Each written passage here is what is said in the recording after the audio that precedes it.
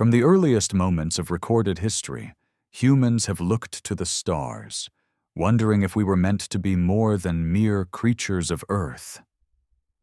Across countless civilizations, we hear echoes of similar myths: gods descending from the heavens, beings from distant stars shaping our world and guiding us toward knowledge. But what if these aren't just stories? What if our origins are not as simple as we've been taught? The question has lingered. Were we created by gods, or were we engineered by beings who came from far beyond our planet? Ancient texts, from the Sumerian tablets to the Egyptian hieroglyphs, speak of divine beings, Anunnaki, Nephilim, and others, who didn't just rule from a distance but walked among us. They didn't descend on clouds of light. They arrived in ships from distant stars, bringing knowledge and tools to shape the course of humanity. Could it be that our history, as we know it, has been written not by the hands of kings and conquerors, but by those who shaped us from the very beginning? Join us on a journey to uncover what history may have concealed. This is Deformed History. If you're drawn to stories like these, the ones that live in the shadows between what we see and what was made to disappear, feel free to like and subscribe only if it feels right. And let me know in the comments where are you watching from and what time is it for you right now. I love seeing our little map of watchers light up around the world.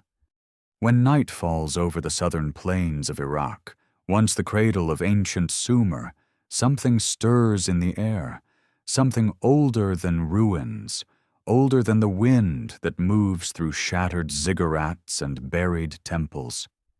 It's not a sound, not a whisper, but a presence, an echo that doesn't belong to any people alive today. It feels like memory, but not ours. Etched into clay tablets, locked away in the first written language ever conceived, is a story that's been waiting for thousands of years to be heard again. The Sumerians didn't just write about crops or kings. They told of gods who didn't descend from the heavens on rays of sunlight, but came from the stars, carrying tools and intent. They called them the Anunnaki. They weren't spirits or metaphors. According to Sumerian myth, they arrived when the earth was still wild and empty, long before humanity existed. They didn't appear in clouds of light or fire. They landed like engineers, not saviors. Their mission wasn't redemption. It was resource extraction. They came from a distant place. Maybe a star, maybe a planet. But what they wanted was clear. Gold. Not for jewelry, but for something more desperate. The story says their home world was dying, its atmosphere thinning, and gold, with its unique properties, could help shield it. Earth had what they needed. In a world where gods are usually kept at a safe distance, up on mountaintops or behind veils of mystery, the Sumerians described their gods walking among them, not above them, among them, eating with them, ruling over them, issuing commands and punishments. Anu, the god of the sky, and Kai, the goddess of the earth, were said to be the primal forces, the first pair. From them came Enlil, the god of air and storms, strict and commanding, and Enki, the god of water, knowledge, and mischief, clever, compassionate, and dangerous. These weren't distant deities. They were personalities, and they were in charge. But even gods grow tired of labor. At first, they had a servant class, lesser gods called the Igigi, who did the hard work. They dug the canals, tended the fields, and carried out the will of their overlords. But one day, the Igigi had enough. The myth says they rose up, not in battle, but in refusal. They dropped their tools, they rebelled, and faced with a workforce that no longer obeyed, the higher gods had a decision to make. Enki came forward with a solution, not a compromise, a creation. They would make a new being, not entirely divine, not entirely beast, something in between, something from this world, but touched by theirs. The story says they took clay from the earth and mixed it with the blood of a sacrificed god. This wasn't poetic metaphor, it was instructions. The result was a being that could speak, move, understand commands, and endure. The first humans, not born, but made, not free, but designed. They were created to serve, not to dream. But inside that first breath, maybe in the blood of that sacrificed god, something else was hiding. Awareness. Not immediately, it started slowly. A spark, a curiosity. These new beings weren't just tools. They remembered, they wondered. They looked up at the stars and didn't just see lights. They saw questions. They drew symbols, mapped seasons, made stories. They weren't supposed to do that. They were supposed to dig. Enki saw this awakening and smiled. He had always believed in bending the rules and giving humanity just a little more than they were allowed. He gave them knowledge, how to grow, how to heal, how to speak to the gods. But Enlil didn't smile. Enlil saw danger. He saw the same pattern that had played out before with the Igigi. He saw rebellion in the making. So he tried to limit them. He sent plagues, droughts, storms, punishments. He wanted them small, quiet, controllable. It's not hard to see where this story went. The serpent in the garden. The forbidden fruit. A god warning two humans not to eat from the tree of knowledge, and another force encouraging them to taste it. What if that serpent wasn't evil? What if it was Enki, again, offering truth in a world ruled by fear?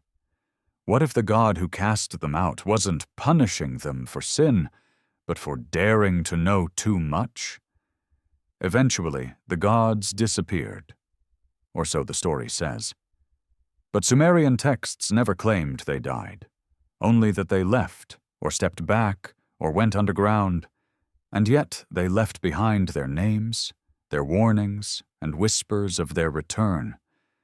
Some say they're still here, watching, guiding, manipulating. Others believe they'll come back when the time is right, when humanity is either ready or ripe.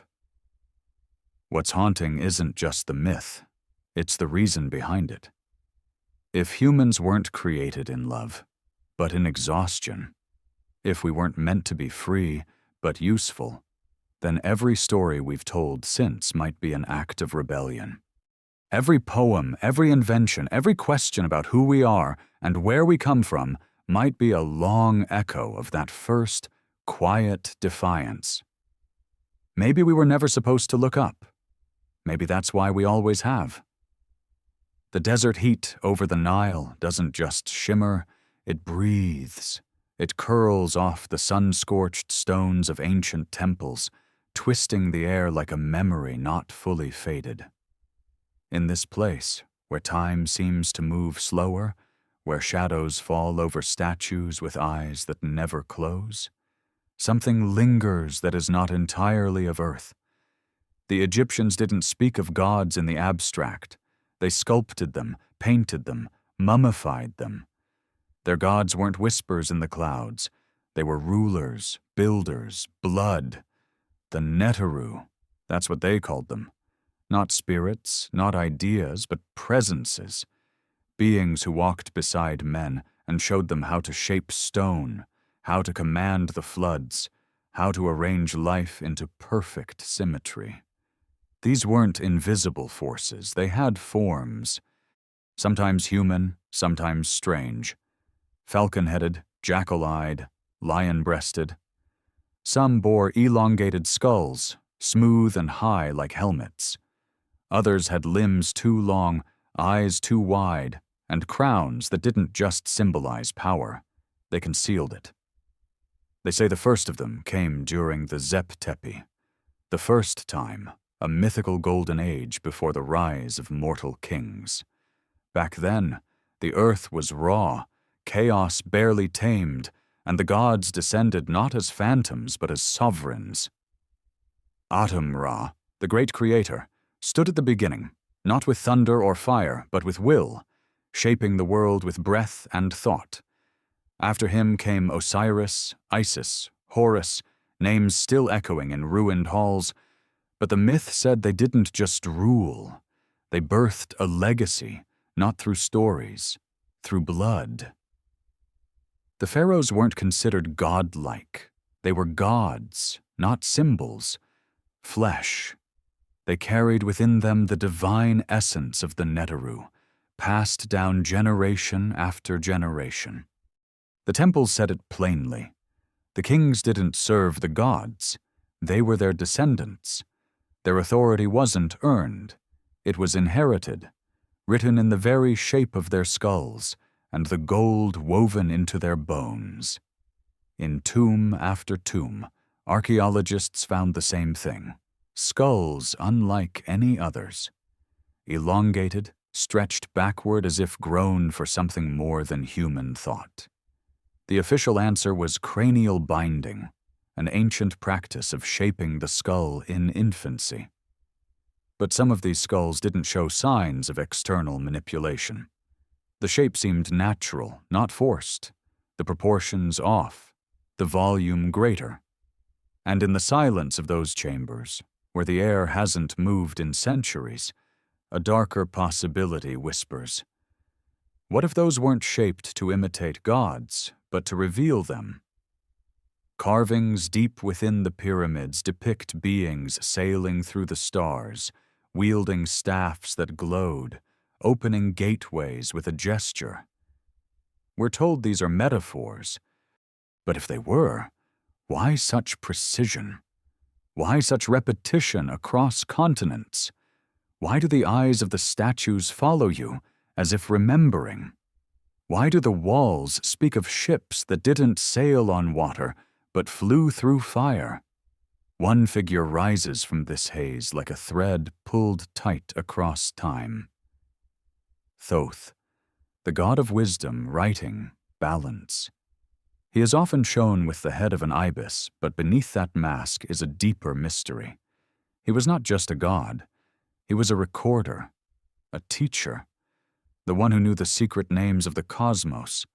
Legends say he carried with him the Book of Thoth, a text so powerful it could summon the dead and destroy the world in the same breath. Not myth. Blueprint. Thoth feels familiar. Too familiar. In Sumer there was Enki, god of wisdom, rebellion, protector of mankind. In both stories, it's the same rhythm. A divine being, smarter than the rest, quietly undermining the strict order of heaven to elevate humanity. Always the whisperer, always the one who knew too much. Across the ancient world, the parallels multiply. Ra, the solar deity who guided the sun's daily journey, mirrors Anu, ruler of the sky in Sumer. Enlil, bringer of storms and order, shares the violent streak of Set, god of chaos. Even the mythology folds together like reflections on opposite mirrors. If the gods of Egypt and Sumer were different names for the same beings, then what does that say about how far they traveled and how long they stayed? But the pyramids are the loudest testimony. Colossal, impossibly precise. The Great Pyramid of Giza is aligned with near mathematical perfection to the cardinal directions. The dimensions match ratios found in pi and phi. Its base is almost perfectly level despite the shifting desert sands. This is not the work of trial and error. It's not the product of copper chisels and wooden rollers. Some stones weigh over 70 tons. No one knows how they were moved. No one knows why they resonate. And yet they stand, indifferent to wind and time, as if designed to last until we were ready to understand them. Some say the pyramids were tombs, but no mummy was ever found inside the Great Pyramid. No carvings, no treasure, just vast empty chambers and silent passageways that hum with forgotten intention. Some believe they were energy devices, using the natural piezoelectric properties of limestone, quartz, and granite to amplify Earth's energy. Others see them as star maps, aligned to Orion's belt, guiding the soul into the afterlife, or perhaps something more literal. In temple walls, gods hold objects shaped like tuning forks, emit beams from open palms, wear helmets that shimmer with static. Were these depictions symbolic? Or were they drawn by hands that had seen something very real, very bright, and very not human? Egypt didn't hide its gods behind mystery. It etched them in stone.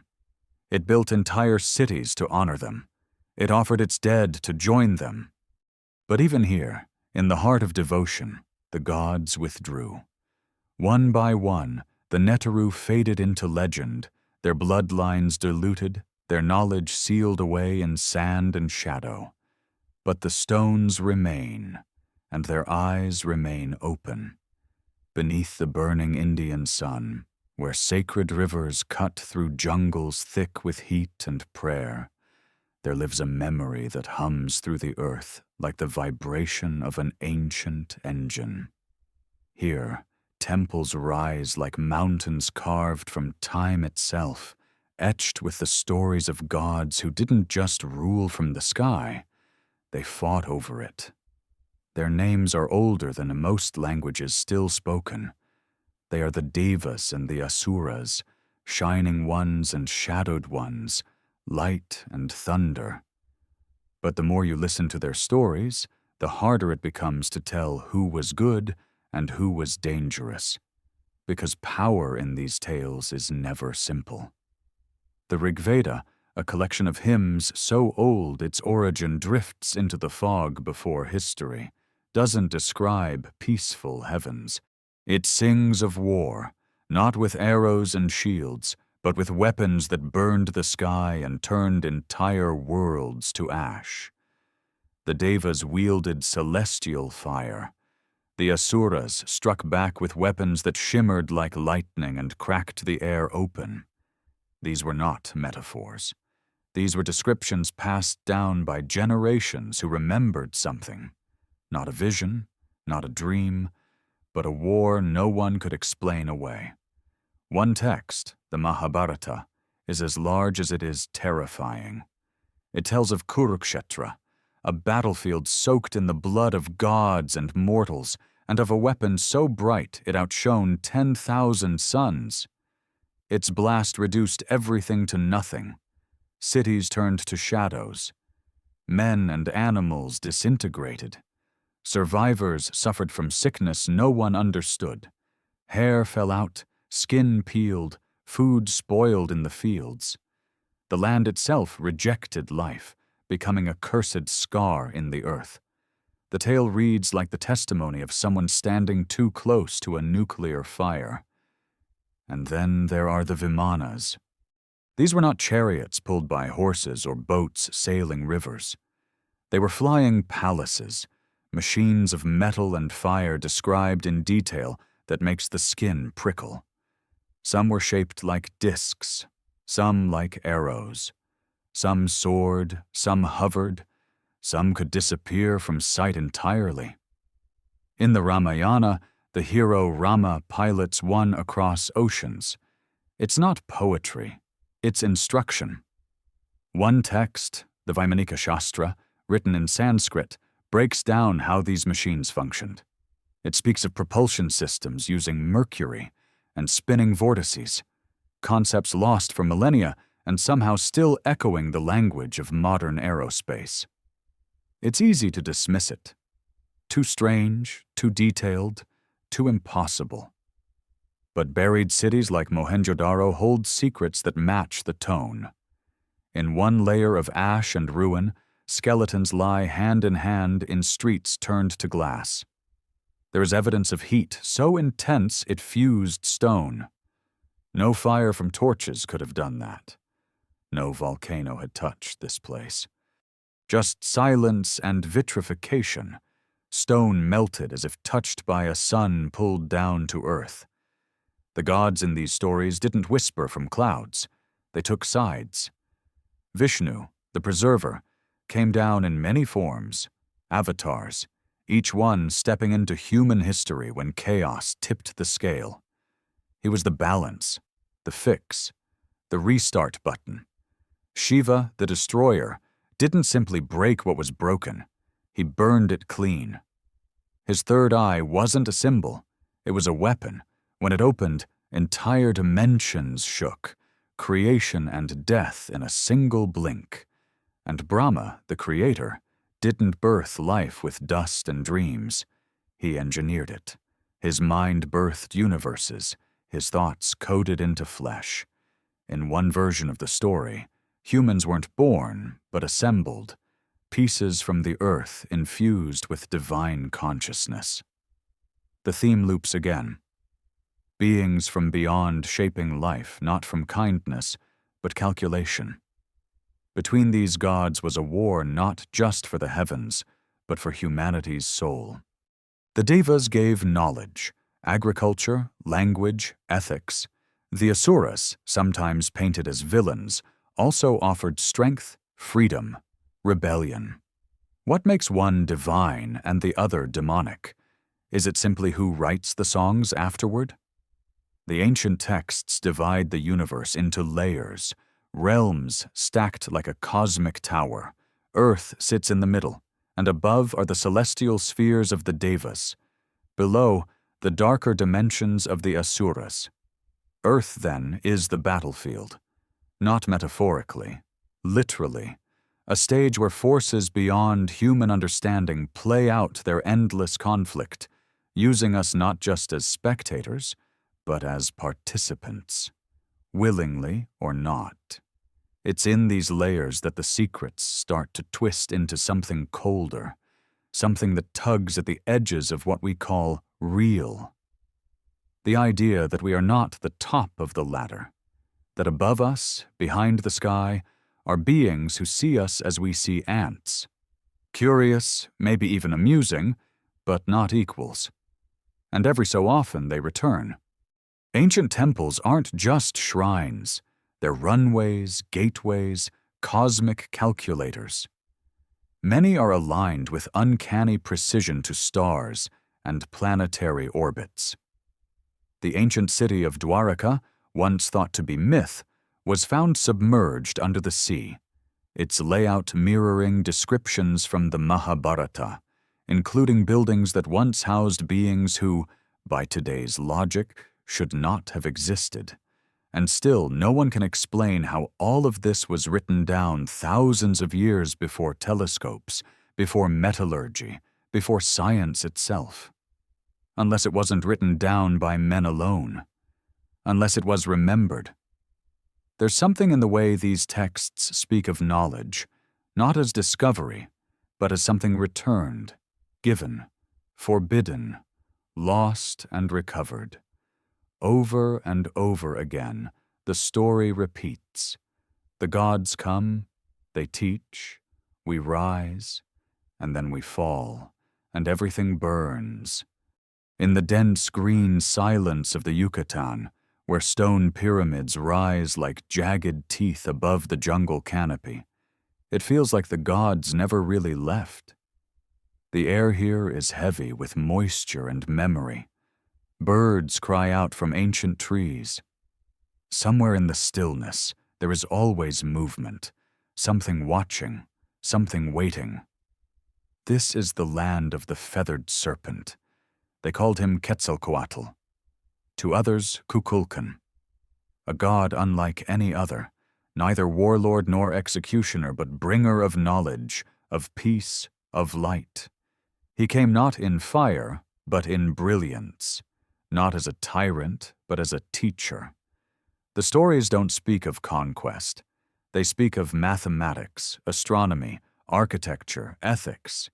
They speak of a being who walked among the people, wore no crown, but built cities, who spoke of the stars, the calendar, and the soul. His image appears again and again: feathers of a bird, coils of a serpent, sky and earth fused into one form, not just a symbol, a contradiction, a fusion, something that did not belong here, yet did. Among the Maya, he was Kukulkan, serpent of the sky. Among the Toltecs, a man named Teotihuacan Topiltzin bore his name and claimed his teachings. The Aztecs revered him, but also feared the prophecy that one day he would return from across the sea, pale-skinned, bearded, cloaked in power. Some said it was this prophecy that doomed Montezuma, who mistook a Spanish conquistador for the god reborn. But that's only the surface. The deeper story is older than any empire, and it begins with the stars. The pyramid at Chichen Itza, El Castillo, is more than stone. During the equinox, the setting sun casts a shadow down its steps that slithers like a serpent, perfectly aligned, perfectly timed, as if the temple itself breathes with the sky. This wasn't coincidence. The Maya didn't guess at the cosmos. They charted it. They tracked Venus with astonishing accuracy, knowing when it would rise and fall centuries into the future. Their calendar didn't just mark seasons. It marked epochs, gateways, ends and beginnings. But where did that knowledge come from? The Popol Vuh, the sacred text of the Maya, tells a story of creation that doesn't begin with success, but with failure. The gods tried to make humans from mud. They collapsed. They tried wood. These walked, but had no soul. Only when they used maize, sacred corn, did humanity take form. Not because it was edible, but because it was life. Even so, the gods saw a problem. These new beings were too perfect. They saw too clearly, knew too much. So the gods clouded their vision, dimmed their awareness. A deliberate suppression, not punishment. Control. The pattern returns, again and again. Creation as utility, intelligence as risk, knowledge as something to be doled out in doses, not given freely, but measured like fire among dry leaves. Always, the gods step in to dull our senses. Not because we're evil, but because we were never meant to be equals. Even in myth, this struggle continues. The hero twins, Hunahpu and Xbalanque, descend into Xibalba, the Mayan underworld. They face trial after trial at the hands of dark lords who trick and kill, but the twins outwit them, and in death they ascend, become celestial bodies, become stars. The message is subtle but powerful. Knowledge, courage, and cunning can break the cycle. Even the underworld cannot hold those who awaken. But not all the gods in these jungles were gentle. There were others, those who demanded blood, demanded hearts, demanded fear. Gods of war, fire, and sacrifice. And yet Quetzalcoatl rejected those practices. He forbade human sacrifice, taught instead of balance, of peace. For this, he was driven out, betrayed, banished. And as he left, he promised, "I will return." Some versions say he sailed east on a raft of snakes. Others say he flew. Always, he vanished into the horizon and into prophecy. Who was he? Some say he was a king, a man, a visionary. But how does a man become a god to so many people across so many centuries in so many lands? And why do all their stories agree, not just in what he taught, but how he looked, how he came, and that he will come again? In the great city of Teotihuacan, long abandoned even before the Aztecs arrived, there stands the Temple of the Feathered Serpent. Beneath it, a sealed tunnel was discovered. Inside, pools of liquid mercury, golden orbs that seem to glow, walls coated in mica that reflect like starlight. A mirrored world underground, untouched for millennia. Was it a tomb? A ritual chamber? Or something else entirely? Something built to communicate with forces not of this earth? No one knows who built Teotihuacan. It appeared fully formed, as if from nothing. Its avenues align with constellations. Its pyramids mirror Orion's belt, just like those in Egypt. Across the world, civilizations who supposedly never met somehow built cities to match the sky. And in those cities they left stories, not just of gods, but of sky beings, visitors, teachers, watchers, Quetzalcoatl, Viracocha, Kukulkan. All of them came from the stars, and all of them left a promise behind. High above the dry plains of southern Peru, the earth is etched with lines too massive, too precise to make sense from the ground. Only from the sky, where humans didn't belong for most of history, do they reveal themselves. A hummingbird stretching its wings across 400 feet of desert. A spider with limbs curled into geometric perfection. A monkey, a tree, a man with arms raised to the sky. These are the Nazca lines, massive geoglyphs carved into the soil by removing the top layer of red rock, revealing a lighter clay beneath. They span across hundreds of square kilometers like a language too big to read, too silent to forget. No one knows exactly why they were made. No bones have been found beside them, no temples, no altars, just lines that never fade. Some stretch for miles, long, straight tracks that defy the rugged terrain as if drawn by hand from above. And that's where the questions begin. Because they weren't drawn from above, not by the Nazca people, not with the tools we're told they had. No balloons, no towers, just wooden stakes and human feet. So why did they make something only the sky could understand? One theory says they were ritual pathways, routes walked by priests in ceremonies for rain, fertility, or celestial worship. Another suggests they formed a kind of astronomical map, their positions aligned with the rising and setting of stars. But some lines lead nowhere. They point into nothing. Some intersect at odd angles, running in directions that serve no earthly purpose. They are too clean, too deliberate, too impossible.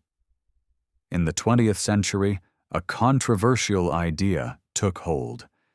What if the lines weren't for humans at all? What if they were messages? Not written in words, but in form. Shapes that could only be seen by those who flew. The lines began to look like landing strips, the animals, symbols. The humanoid figure with bulging eyes and one arm raised, nicknamed the astronaut, didn't look like anyone who lived in Peru 2,000 years ago. It looked like something else. Something that once came down from the stars and might one day return. The man who made this theory famous, Erich von Däniken, wasn't a scientist. He wasn't trying to fit into archaeology. He was trying to break it. He suggested that ancient astronauts, beings from other worlds, had visited Earth in prehistory, guiding early civilizations, seeding technology, demanding tribute. The Nazca lines, he argued, were their runways, their signposts, their invitations. Skeptics pushed back hard. They pointed to experiments showing that a small team with ropes and stakes could reproduce the lines in just a few days. They reminded everyone that simple tools can do complex things. And they're right. They can. But what they can't explain is why. Why build these images so enormous, so perfect, and so pointless from the ground? Why aim them to the sky unless the sky had been watching? The Nazca weren't alone in this. Across the ocean, the great pyramids of Egypt align with Orion's belt. In Cambodia, the temples of Angkor mirror the constellation Draco. In England, Stonehenge marks the summer solstice with chilling accuracy. Everywhere, ancient cultures were obsessed with the sky, not as mystery, but as memory. The Nazca lived hard lives. The desert here is unforgiving. Water is scarce, the soil unkind. Yet they built aqueducts, created intricate pottery, charted the heavens. They saw gods in the stars, but perhaps not because they imagined them. Perhaps they remembered them. Perhaps the lines were a prayer, a plea, or a warning. Something carved so deep into the earth that even time couldn't erase it. But there's another layer. Beneath the Nazca lines lies an older story, the Paracas culture, whose remains were found with elongated skulls, unlike anything seen in modern humans. The skulls were not just longer, they were shaped differently, with internal differences that challenge the idea they were artificially deformed.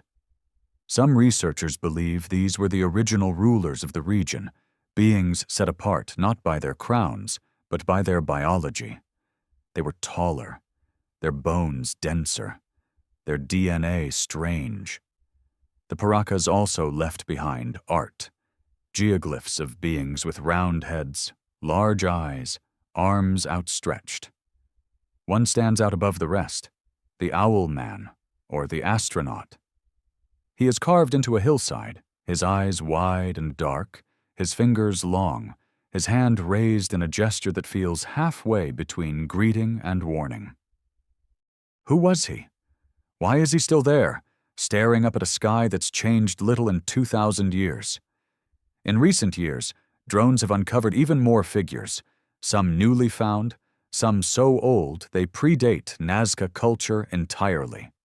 Felines, birds, humanoids with distorted limbs. Together they form a pattern that defies coincidence. Too much effort, too much scale, too much silence. The desert holds its secrets close. It doesn't explain itself, but the lines still glow in the sun, still speak to those who dare to look down from above. And maybe that's the point. Maybe they were never meant for those who walk. Maybe they were for those who soar. The first time you walk the Avenue of the Dead, it doesn't feel like ruins. It feels like a memory too large to fade. The stones are silent now, but once they rang with voices. Once they shook beneath the weight of drums, of processions, of something not entirely human. The city is Teotihuacan, the place where gods were born. The Aztecs gave it that name when they found it, already ancient, already abandoned. They didn't know who had built it. They only knew it wasn't built by men. It stretches for miles, perfectly aligned to celestial movements. Pyramids rise at its center like frozen thunder, massive, angular, immutable. The Pyramid of the Sun is nearly the size of the Great Pyramid of Giza. The Pyramid of the Moon mirrors the surrounding mountains so perfectly it feels carved by the landscape itself. But the heart of it all, hidden at the end of the Grand Avenue, is the Temple of the Feathered Serpent. And beneath that temple is a tunnel, a forgotten world, sealed in darkness for 2,000 years. When archaeologists opened the tunnel, what they found didn't match any ritual or burial chamber ever seen. The floor was covered in liquid mercury, shimmering like a river of quicksilver. Golden orbs lay scattered like stars fallen to earth, made of pyrite, a material ancient cultures saw as a mirror to the divine. The walls had been treated with crushed mica, reflecting any light like the surface of a quiet lake. At the end of the tunnel, there was a chamber. Inside it, a miniature model of the world, with hills, lakes, and cosmic symbols. It wasn't a grave. It was something else. A map, perhaps, a portal, a stage. And yet no names were carved, no kings remembered, no gods claimed ownership. The people who built Teotihuacan left no records of themselves, no language, no signature, just scale and silence. How do you build a city that housed over 100,000 people, with advanced irrigation, multi-level housing, obsidian tools sharper than surgical blades, and then vanish? Some say it was war. Others blame famine, rebellion, or environmental collapse. But none of those explain the materials. The obsidian came from faraway volcanoes. The mica, an electrical insulator, was sourced from Brazil, thousands of miles away. It was placed carefully inside walls, especially in chambers with no apparent ceremonial use. Why? For what purpose? Mica doesn't make buildings prettier, but it does conduct, it does protect, it does reflect energy. Some researchers believe Teotihuacan wasn't just a city. It was a machine, a kind of ancient energy center, harnessing Earth's natural frequencies. They point to the underground tunnels, the magnetic anomalies, the presence of mercury, a liquid metal associated with both electricity and transformation. Mercury was sacred, volatile, untouchable. Why pour it beneath the temple of the feathered serpent unless it served a function no one speaks of anymore? There's something else, something stranger. Teotihuacan's layout mirrors the Orion constellation, just like the pyramids in Egypt. This couldn't have been coincidence. Civilizations oceans apart, never said to have met, drawing the same patterns on the ground to echo the same stars above. It's as if they remembered something older than borders, a map not of Earth, but of the heavens. The Avenue of the Dead itself runs in perfect alignment, not with magnetic north, but with the setting of a specific star on a specific day in a specific year. It's a clock so precise it goes unnoticed. You don't see time in stone until you understand the stars that shape it. But the gods who walked this avenue, where did they go? The Aztecs believed they were real. They said Quetzalcoatl once ruled here before his exile, that he taught men how to live, how to create, how to rise.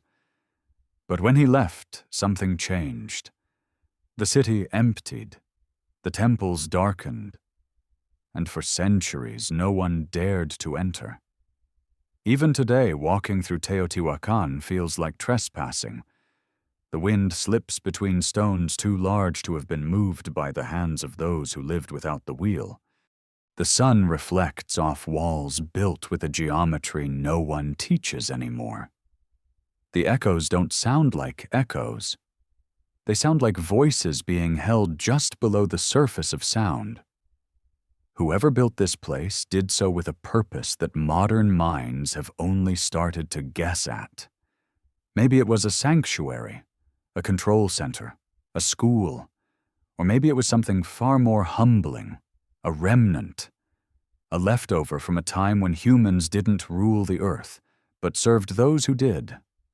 And perhaps, buried beneath the dust, sealed behind the walls of mica and pools of mercury, is something that still waits, not forgotten, just sleeping. There's a book that's not in most Bibles, not banned exactly, just quietly set aside, as if someone decided long ago that its words were too unsettling, too strange. The Book of Enoch. It reads like a secret history of heaven's greatest mistake. Not just angels with wings and harps, but watchers, celestial beings sent to observe humanity, only to fall from their post in a way that would echo through every myth that came after. They didn't come in fire. They came in silence. 200 of them, descending not onto a battlefield but a mountain. Mount Hermon. A real place, still standing, still cold. There they made a pact, not with men but with each other. Their leader Semjaza feared what was coming. He knew the risk. He worried he would be blamed alone. So he made them all swear the same oath, binding them in rebellion. Their crime wasn't war. It was love, or something that looked like it. They took human women as wives, not as symbols, not as stories, as real people. And from these unions came something else, something the world had never seen before and wasn't meant to see again. The Nephilim, the giants, the hybrids. They weren't just tall, they weren't just strong, they were insatiable. The Book of Enoch describes them in horrifying clarity. They devoured the crops, then the animals, then the people. Their hunger knew no boundary. They were part God, part man, part anomaly. And the world began to tear itself apart, trying to feed them. But it didn't end there. The Watchers didn't just share their bodies, they shared their minds. They taught humans things they weren't supposed to know. How to forge metal, how to craft weapons, how to read the stars not as stories, but as machines. Azazel, one of the most infamous, taught the secrets of war. Others taught enchantments, astrology, cosmetics, the kind of knowledge that shapes civilizations and destroys them. What they gave us changed everything. Power without the wisdom to carry it, fire without the shelter to hold it. Humanity was still young, still waking up. And suddenly, we were wide awake, with tools that could wound the sky. That's when the cries rose. The Book of Enoch says humanity began to scream, not just in pain, but in confusion. And heaven heard. The great archangels were sent, not to teach, not to forgive, but to bind. Raphael, Michael, Gabriel, names that echo in nearly every religion, were given one command. End this. They hunted the Watchers, chained them in the depths of the earth, far beneath the mountains and oceans. Semjaza was cast into darkness. Azazel was buried in the desert beneath jagged stones. The Nephilim turned on each other in madness, driven to war by their own creators. And still, it wasn't enough. So a flood was sent, not as cleansing, but as reset. Not because humanity had sinned, but because something unnatural had been introduced into the world, and it had to be erased.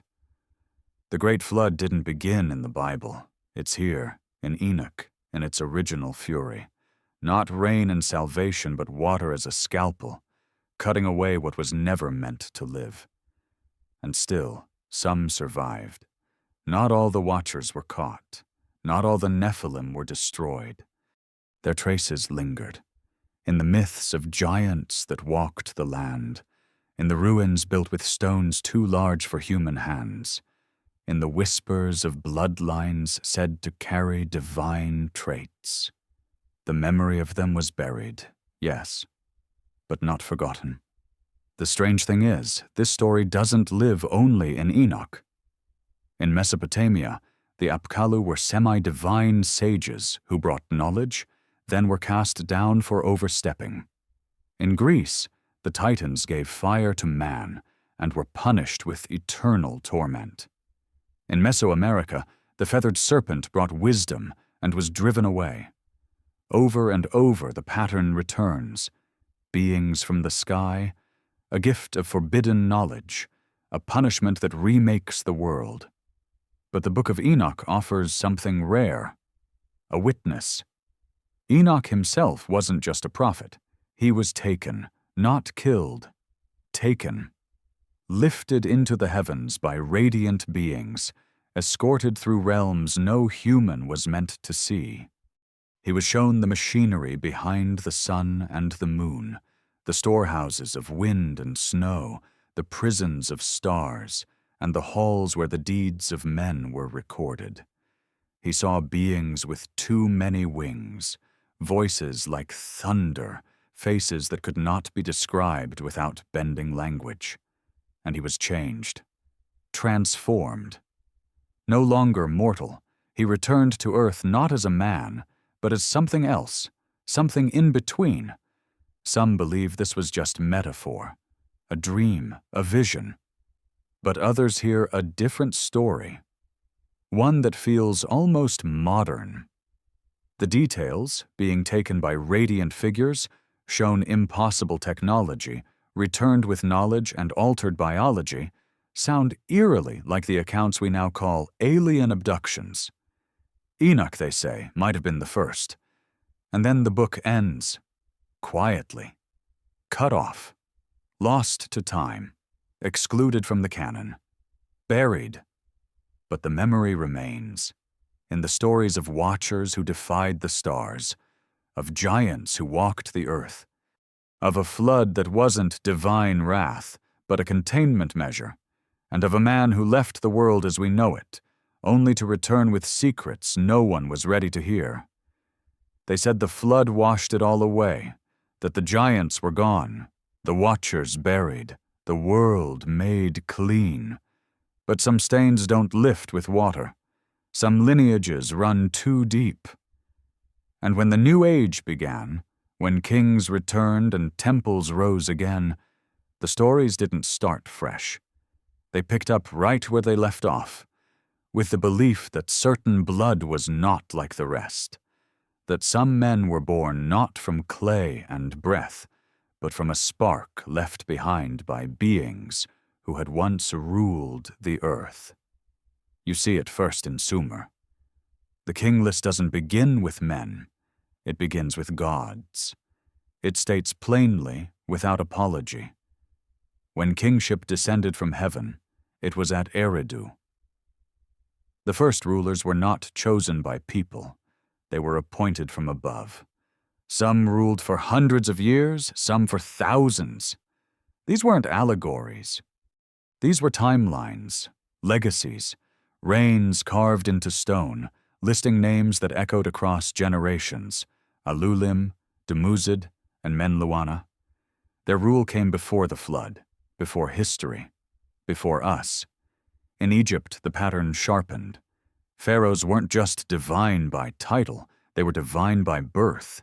Every successor was said to carry within him the blood of the gods, descendants of Ra, Horus, Osiris, not metaphors, bloodlines. The idea wasn't spiritual, it was anatomical. It meant that ruling wasn't a right, it was a condition. And if you didn't carry the blood, you couldn't wear the crown. The murals confirm it. Pharaohs depicted with elongated skulls, wide eyes, narrow jaws. The carvings show them seated beside gods as equals, not subjects. In the pyramid texts, there are passages describing the king's soul returning not to earth, but to the stars, specifically to Orion, to Sirius, to places that shine in the night like memory. When the pharaoh died, he didn't just die. He ascended. Home. But it wasn't just in the art. It was in the bodies. The mummified remains of some royal figures show cranial structures that push beyond natural variation. Not all, but enough to raise questions. The volume of the skulls, the absence of suture marks in some cases, the symmetry. These aren't accidents of birth or the result of head binding. Some researchers argue they point to something else, something not quite human, or perhaps not entirely. In Peru, the same skulls appear. The Paracas people, long before the Inca, left behind bones that don't match those of neighboring tribes. Their DNA has shown anomalies, their mitochondrial lines traced to no known region. And again, the art. Beings with wide eyes, tall heads, long limbs, always looking up, always reaching skyward. The belief in divine ancestry spread across the world like a forgotten inheritance. In the Americas, ruling dynasties claimed descent from gods who came down in serpentine form. In China, the first emperors were said to be sons of the dragon, a symbol not of fire, but of stars. In Japan, the imperial line traces back to Amaterasu, the sun goddess. In Africa, The Dogon speak of the Nomo, beings from Sirius who seeded life and gave birth to rulers of wisdom and vision. And all of them shared the same idea, that the first leaders weren't elected, they were remembered. There is power in that belief. It reshapes society, it turns blood into law, and more importantly, it preserves a story, a whisper that whatever ruled before the flood didn't die, it bred. Some of these rulers were said to live lives twice as long as common men. Their skin bore symbols. Their eyes didn't blink the same way. They possessed knowledge beyond their time, astrology, medicine, metallurgy, but their greatest trait wasn't strength or intellect. It was separation. They were not us. And that distinction, passed down through generation after generation, became sacred, protected, hidden. In medieval Europe, the myth of the divine right of kings emerged, not as a political philosophy, but as a spiritual necessity. Kings ruled because God had placed them there. Their blood was different, their minds chosen, their lineage set apart by heaven. But peel back the language, and you find the same bones as in Egypt, in Sumer, in Peru, not divine approval, divine ancestry. As if something older was being echoed beneath layers of culture and time. There are those who believe that the Nephilim never vanished, that their blood was diluted, yes, but not destroyed, that it still exists, hidden behind royal lineages, ancient priesthoods, secret societies, that their presence explains the obsession with genealogy, with blood purity, with heirlooms and chosen ones. The idea isn't just that some people are special. The idea is that some people aren't entirely people. And maybe that's why, when you look closely at the oldest temples, the deepest tombs, the highest thrones, you find the same symbols again and again. The stars, the serpents, the gods descending, and the kings who welcomed them not as strangers, but as family. You don't have to believe in ancient astronauts to know something doesn't add up.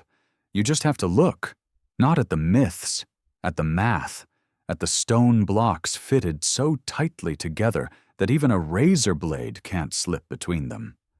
At megaliths weighing hundreds of tons, quarried from mountains miles away and somehow transported without the wheel.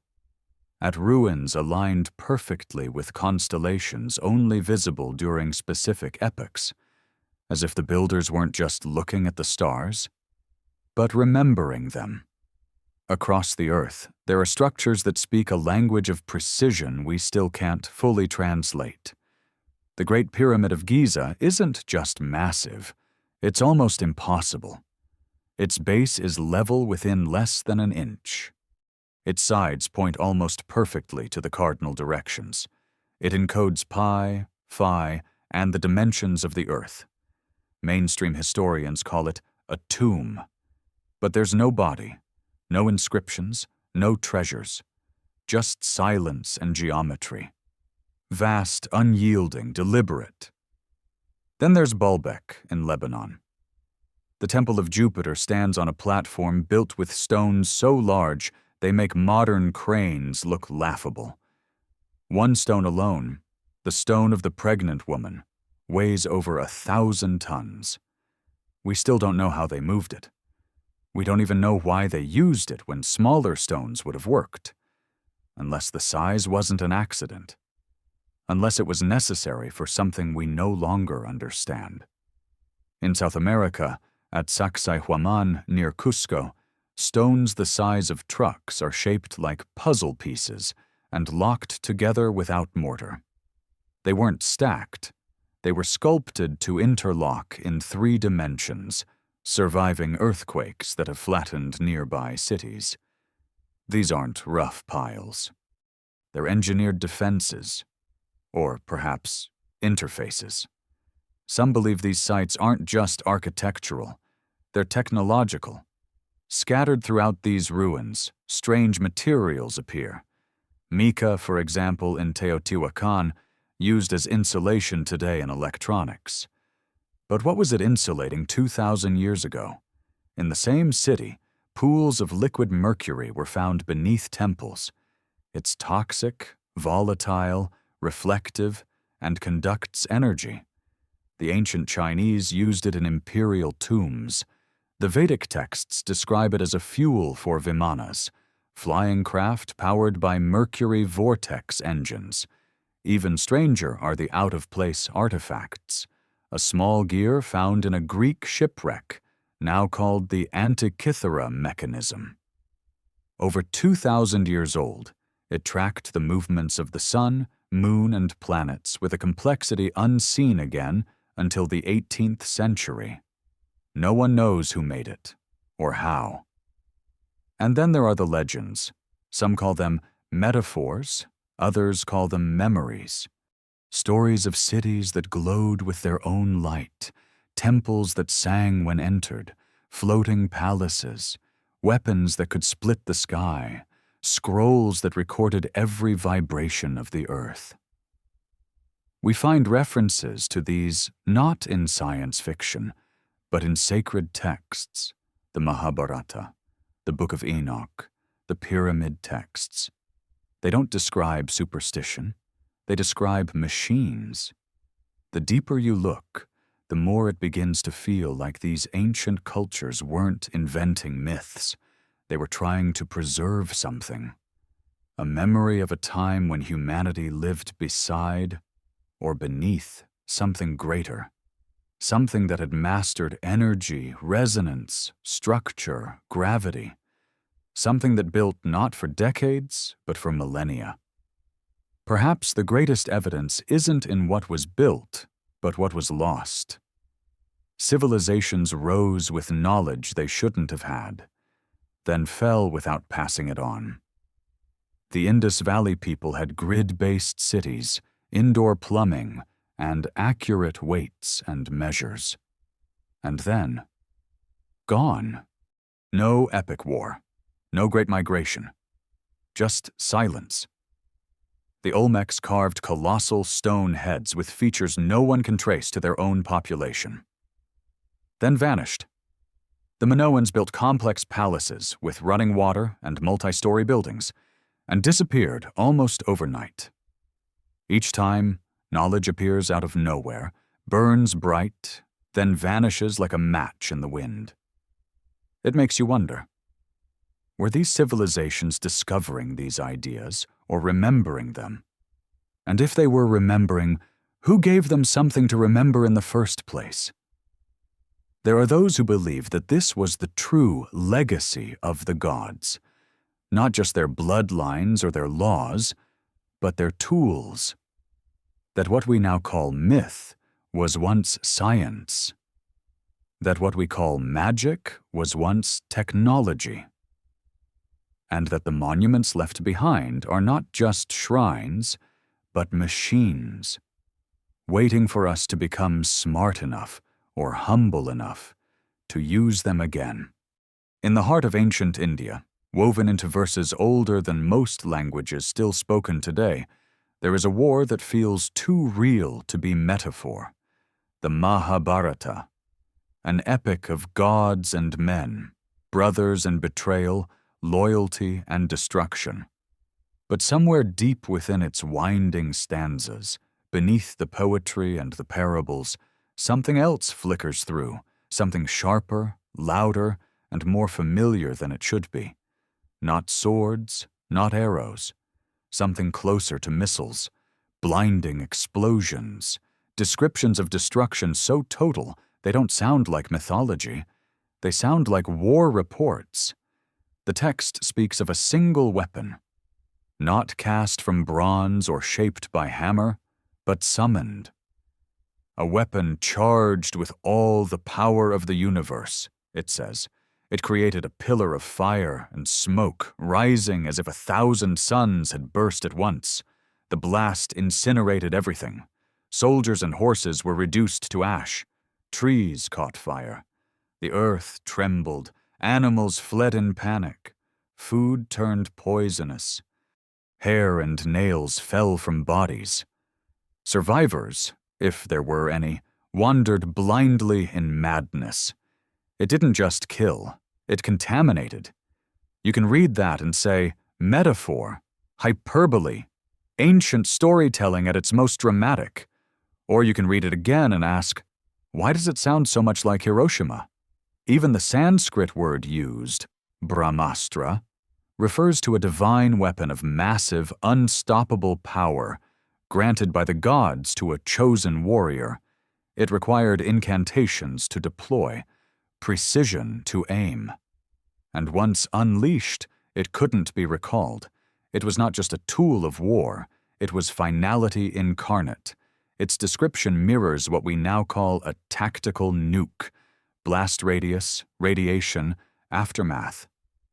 Some scholars argue the Mahabharata was meant as spiritual allegory, but others point to something more unsettling.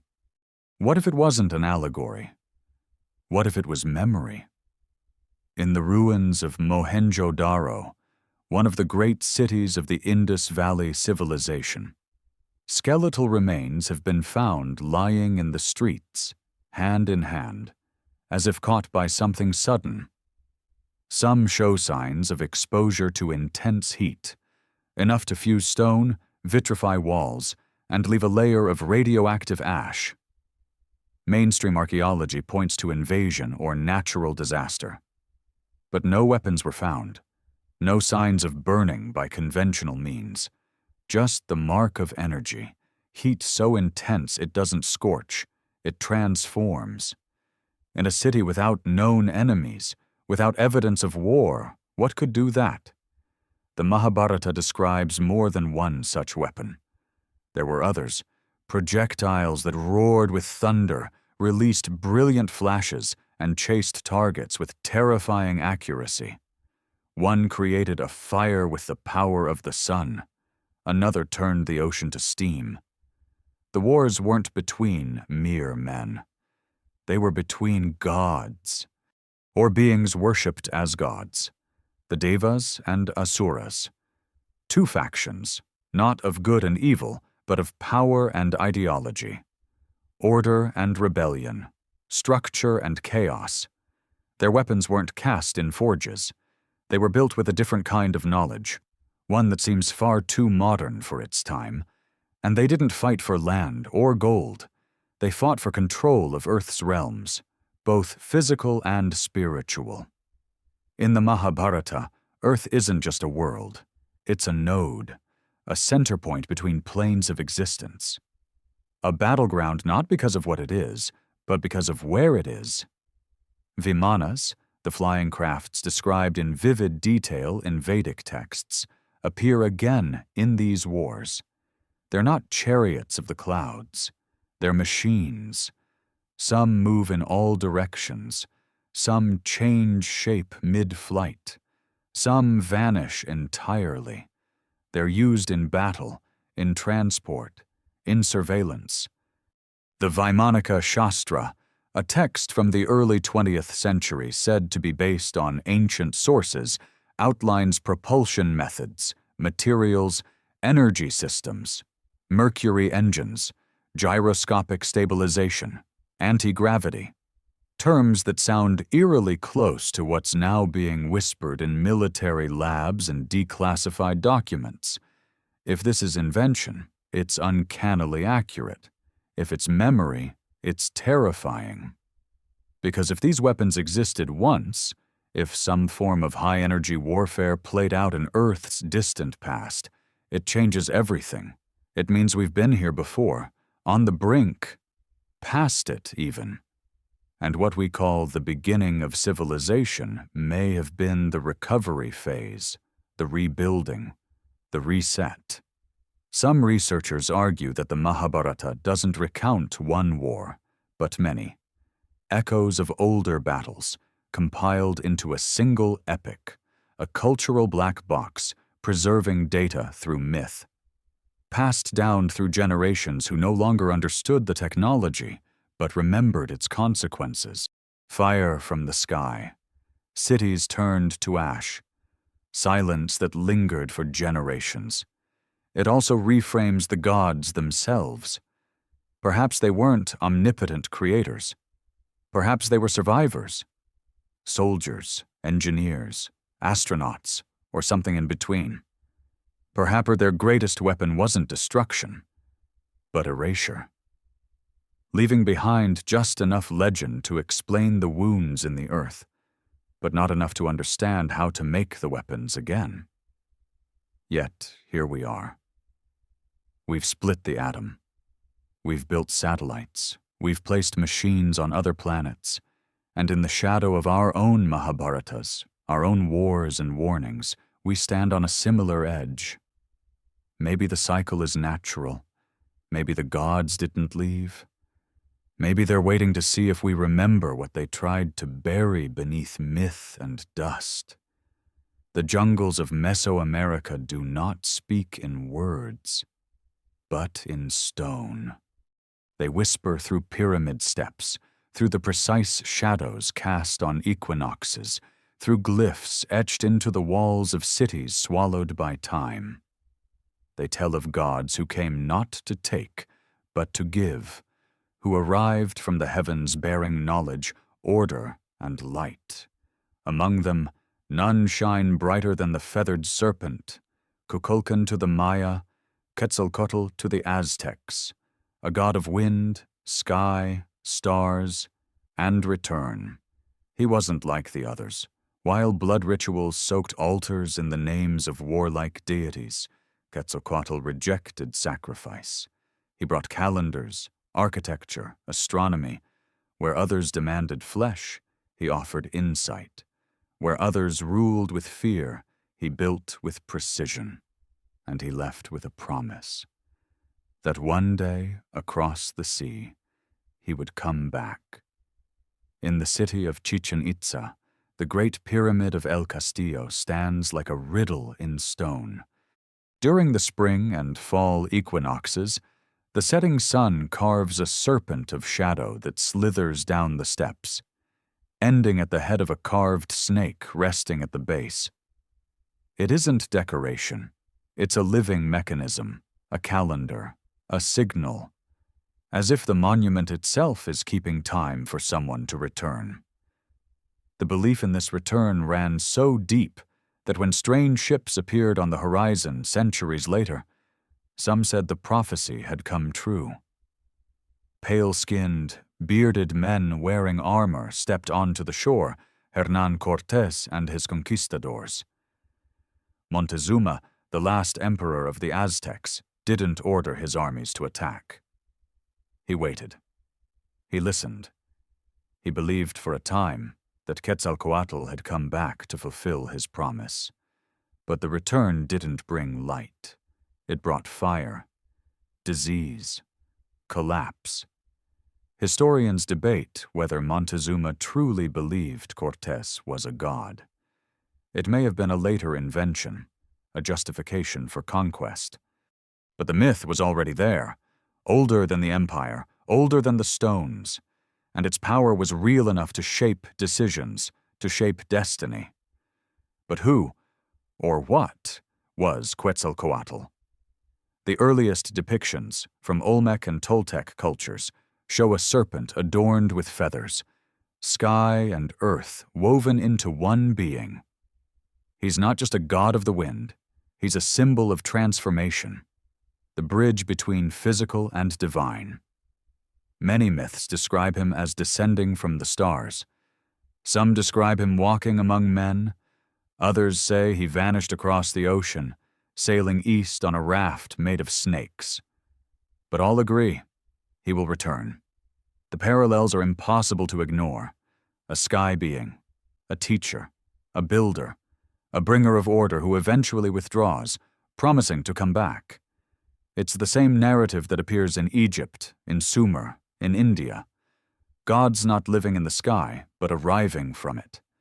And each one tied to specific celestial markers. Venus, Orion, Sirius.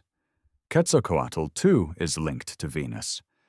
The morning star, the evening wanderer, a planet associated across cultures with rebirth, destruction, and divine presence. The Maya tracked Venus with mind-bending precision. They knew its cycle down to the day.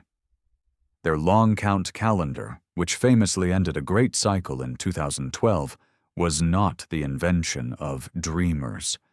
It was the legacy of astronomers whose knowledge rivals ours even now, and they tied it to the return of gods. It was never about the end of the world. It was about a doorway.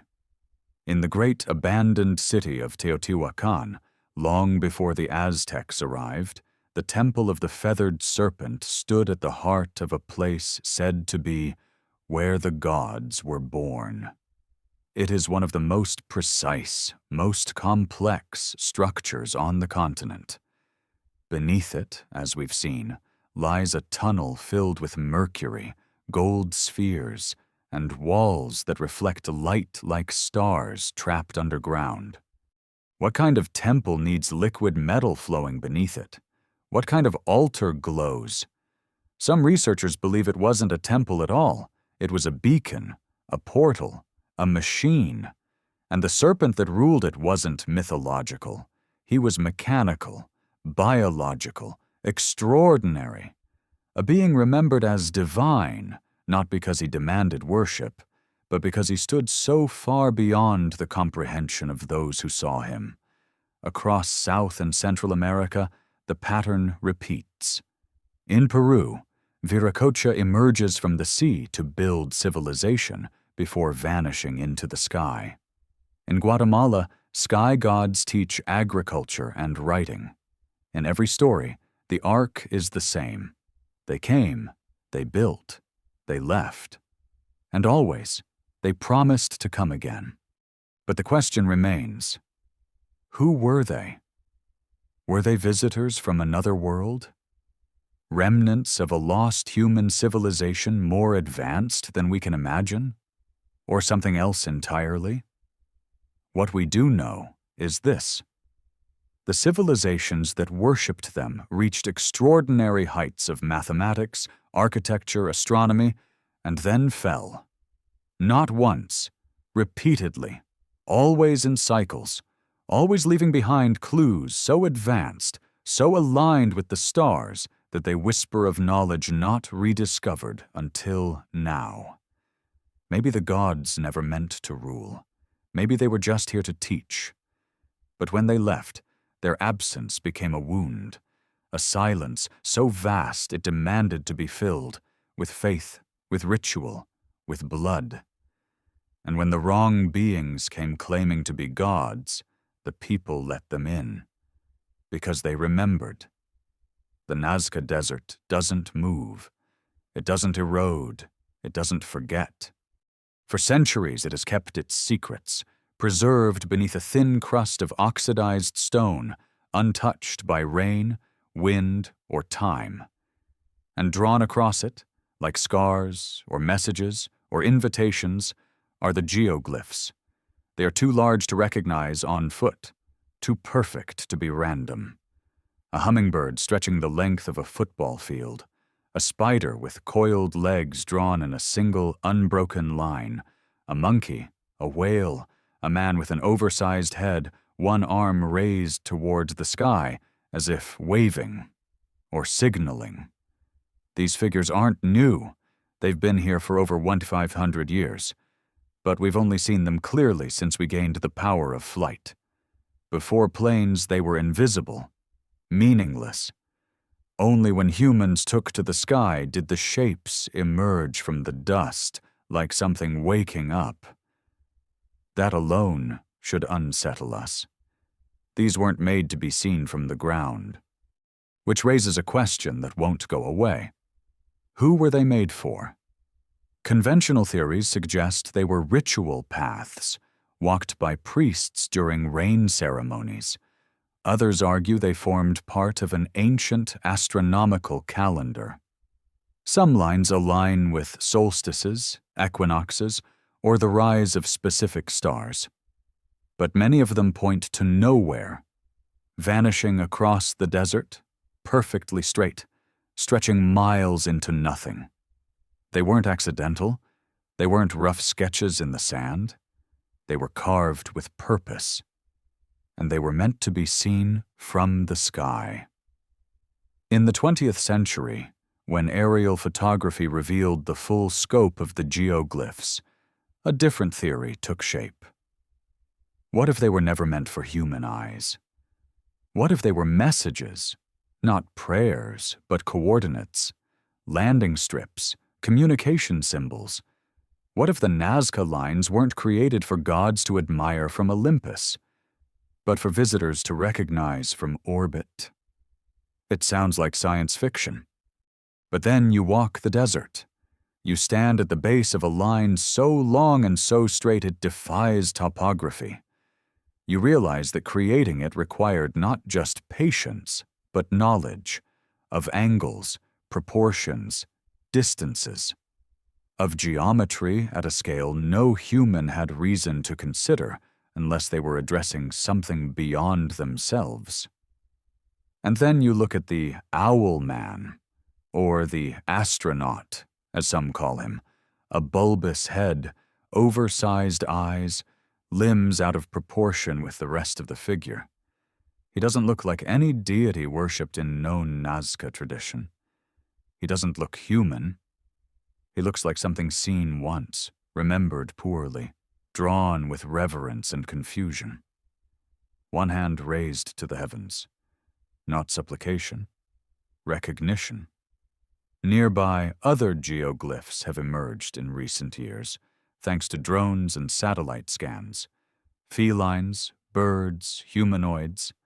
Many are older than the Nazca culture itself, stretching back to the Paracas civilization. Their artwork often features figures with elongated skulls, round eyes, strange proportions. The connection isn't clear, but it's consistent. Different cultures, same imagery, same direction, upward. Skeptics point out that these designs could have been made with simple tools. And they're right. Wooden stakes, ropes, manpower. It's all possible. But that's not the mystery. The mystery isn't how the Nazca lines were made. It's why. Why draw figures so massive you'd never see them unless you could fly? Why cover miles of desert with shapes no one would ever fully view in their lifetime, unless they weren't for the people who made them?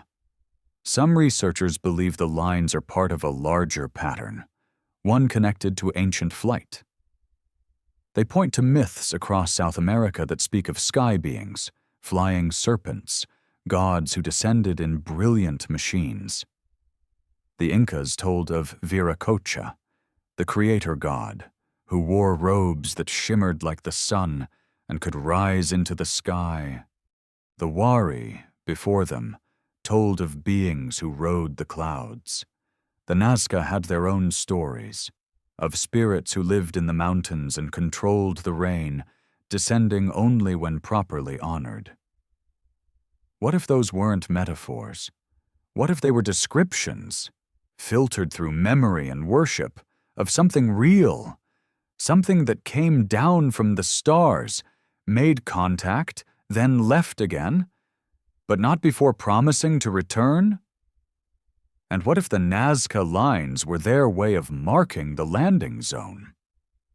It sounds impossible, but the more you examine the desert, the harder it is to explain away. Some of the straight lines are up to 10 miles long and perfectly level. Others intersect at right angles, like grid lines, like targeting markers. Some glyphs have no obvious cultural function, no known religious significance. They don't relate to crops or seasons. They just exist, beautiful, bizarre, and undeniable. And maybe that's the point. Maybe they weren't meant to convey meaning. Maybe they were meant to be recognized, like a beacon, like a message left for the sky. We remember you. We are ready. Or maybe they were never messages at all. Maybe they were warnings. Because in stories passed down quietly by local shamans, There are whispers not just of visitors, but of punishments, of times when the sky opened and people vanished, of fields turned to ash, of knowledge given and then taken away, of beings who came with light but cast long shadows. If so, then the Nazca lines are not just symbols of hope or worship. They are scars. The jungle has reclaimed the cities now. Roots split stone. Vines climb the broken steps of once sacred pyramids. Rain and wind whisper through crumbling temples. But the silence is only skin deep. Beneath the moss, beneath the carved glyphs and shattered altars, lies something else. A pulse, a rhythm, the heartbeat of a civilization that once mapped time itself. The Maya weren't guessing. Their calendars didn't just mark solstices or seasons. They predicted eclipses centuries in advance. They charted Venus with mind-numbing accuracy. They calculated lunar cycles, planetary alignments, and cosmic shifts with numbers so large they boggle modern comprehension. Their long-count calendar tracked more than years. It tracked epochs, eras of creation and destruction, civilizations rising and falling, not by fate, but by design. And that's where the question begins. How? How did a people without telescopes or computers understand orbital mechanics? How did they build a calendar that spanned over 5,000 years, down to the day, and embed it into architecture, into staircases, doorways, shadows? The official answer is observation, patience, trial and error. But it feels like more than that. It feels like remembrance. In their most sacred book, the Popol Vuh, the Maya describe how the gods tried to create humans, first from mud, then from wood. These early versions failed. They were too weak, too hollow, too indifferent. Only when the gods shaped humans from maize, sacred corn, did they succeed. But then a mistake. The new humans were too perfect. Their sight was too sharp, their minds too clear. So the gods intervened again. They dimmed their vision, clouded their understanding, blinded them to the fullness of their origins. What kind of gods make their creation dumber? Unless the purpose was control, unless the intelligence was a threat. That one myth carries within it a chilling idea that we, as we are now, are not what we were meant to be. That something once created us more complete, and something else took that away. Not as punishment, as precaution. And yet, fragments remained. Not in our minds, but in our measurements. The Maya built pyramids aligned with specific stars, cities laid out to mirror constellations, ball courts that echoed not just sound, but mathematical ratios. At Chichen Itza, the temple of Kukulkan marks the equinox with a serpent of shadow that slithers down its steps. At Copan and Tikal, observatories track the heavens with eerie precision. These weren't just sacred spaces. They were instruments, timers, devices made of stone. And still, the Maya spoke not just of time, but of its end, not in fire, not in flood, in return. They believed we live in cycles, that this current era, this world, is not the first, that others came before and ended, and that each time it wasn't random, it was scheduled, reset by something greater. The long count calendar ended a great cycle in 2012, not the end of the world, but the end of an age, a cosmic gear turning, clicking into place. But what was it counting down to? Some say it was only myth, a calendar reaching the end of its page. But for the Maya, time wasn't linear. It was layered, recursive, a spiral, not a line. And the end of one cycle didn't mean death. It meant activation. Modern astronomers have confirmed that certain celestial events tied to the 2012 date, such as the alignment of the Earth, Sun, and the galactic center, did indeed occur. not symbolically, physically. The galaxy itself turned, and we were positioned directly in line with its dense, glowing heart, and the Maya knew that. Before telescopes, before satellites, before science had words for it. So again? How? Some researchers suggest they didn't discover this knowledge. They inherited it, that it was passed down not in books, but in memory, or in myth, or perhaps given. Given by those who once came from the sky, as so many Mesoamerican myths say. Beings who walked beside man, who carried knowledge, not weapons, who taught us how to count stars and mark seasons, because for them, time wasn't mystery. It was architecture. And when they left, they didn't just vanish. They left blueprints behind, in stone, in story, in numbers so large and so exact they still feel alien. Like a message encoded into our past, waiting to be read again once we were finally ready. And maybe we're ready now, because we've built machines to track the cosmos, and we find what they found. We've sent signals into space, and we wonder who might answer. And we've started to suspect, deep in the quiet spaces of our science, that time itself is not what we thought it was. Perhaps that's what the Maya were trying to tell us. Not when the world would end, but when the illusion would crack, when the spiral would begin to bend, and when something older would return, not to destroy, but to remind. The red rocks of the Arizona desert hold their silence well. They've seen empires rise, wither, and vanish beneath the wind. They've watched the stars shift overhead, slowly, predictably, like the ticking of a galactic clock. And through it all, the Hopi people have remained, keepers of a story so old it predates pyramids, predates kings, predates written language. A story, they say, was given to them by the star people. They don't call them aliens, they don't call them gods. The Hopi use the word kachinas, beings of light, of wisdom, of sky. Some lived among the people, some only visited. Some came in radiant ships, shaped like shields, moving without sound. Others walked on foot, tall and strange, wearing what seemed like helmets and suits that sparkled in sunlight. They taught the Hopi how to grow food, how to live in balance, how to honor the earth and the sky as one system, an ecosystem of spirit and matter.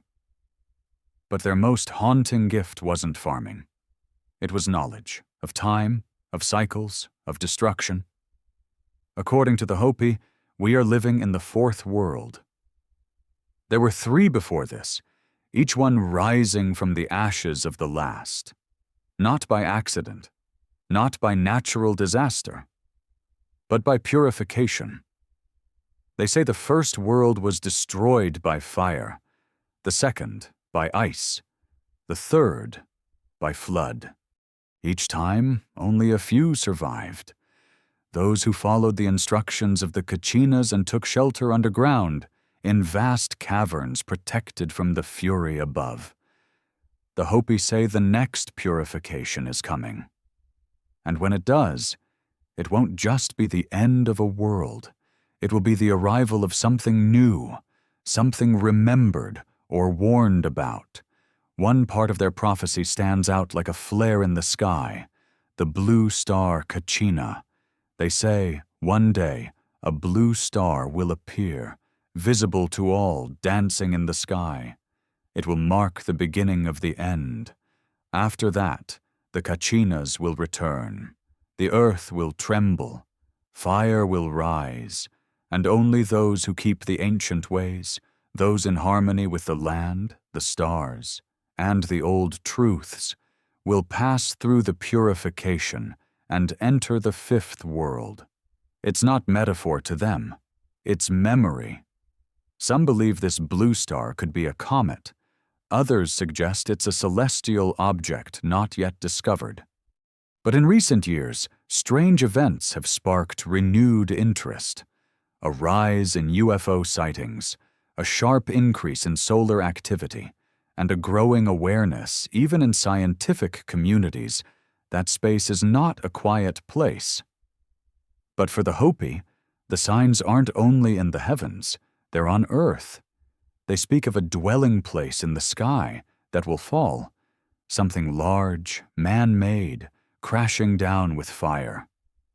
Some interpret this as a space station, others as a satellite. Either way, it's something built by us, returning the way it came. A harbinger, a message. And what happens after that?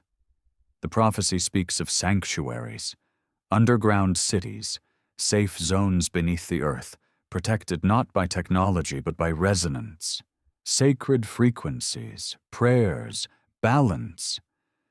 The Hopi believe their ancestors were led to these places by the star people during past cataclysms. The entrances were hidden afterward, sealed, waiting.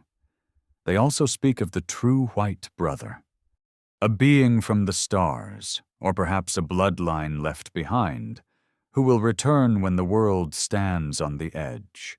He will judge humanity, not through wrath, but through truth. Those who have kept the sacred ways will follow him into the fifth world. The rest will remain behind. The idea isn't punishment, it's reset. The Hopi aren't the only ones with this pattern. The Dogon of Mali speak of visitors from Sirius who arrived with thunder and light. The Zuni tell of ancestors who emerged from underground after a world-ending flood. The Lakota talk of star relatives who gifted them knowledge before retreating to the sky. Different names, same rhythm, arrival, teaching, withdrawal, return. There are places in the Southwest where rock paintings show figures that don't look human. Round heads, large eyes, glowing halos. Some have no mouths. Some stand beside symbols that resemble stars or strange flying craft. The Wandjina in Australia look eerily similar. So do the petroglyphs of the Kayenta, the Anasazi, the Hohokam. All of them seem to be remembering the same visitors, and all of them hint that those visitors weren't finished. Today, Hopi elders still speak softly of the signs. They say many have already passed.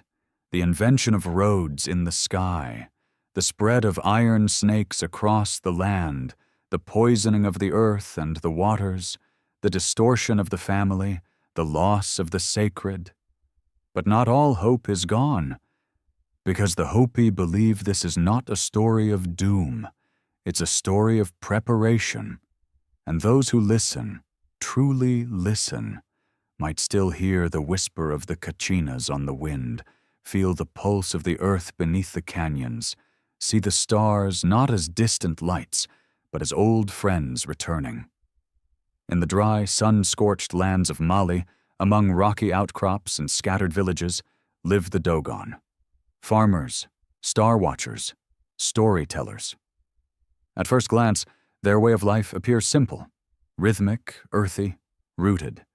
But beneath the woven fabric of their daily lives is a narrative that doesn't belong here.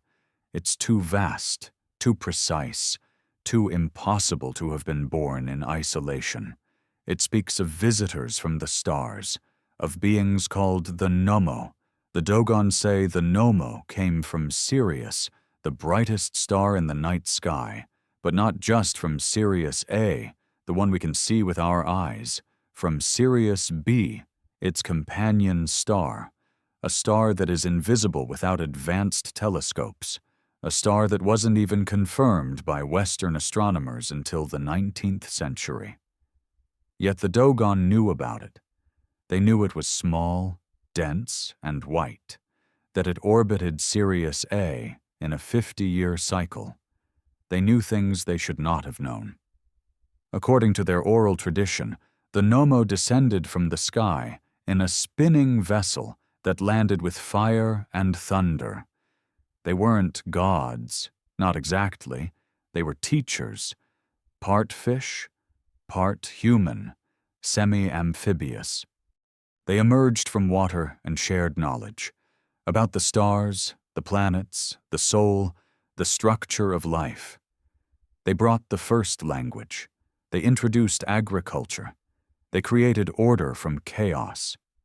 The Dogon's most sacred ceremonies revolve around this legacy. Their symbolism is rich with spirals, circles, and star clusters, particularly Sirius. They describe it not as a single star, but a system. They say there is a third star, Sirius C, still unconfirmed by science. But the Dogon believe it is real. Their stories remain unchanged.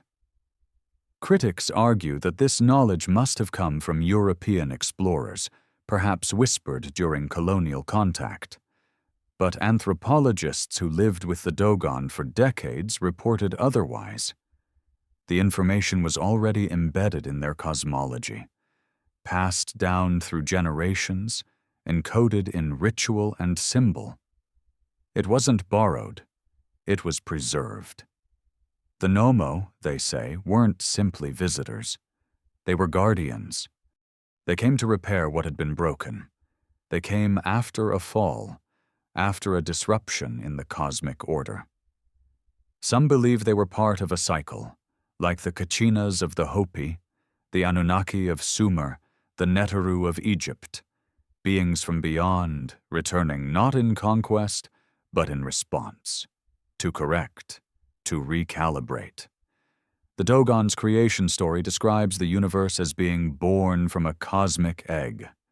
Within it spun twin spirits, one of which broke the sacred order by acting before the appointed time. That one was cast down. The Nomo, the obedient twin, was sent to restore balance.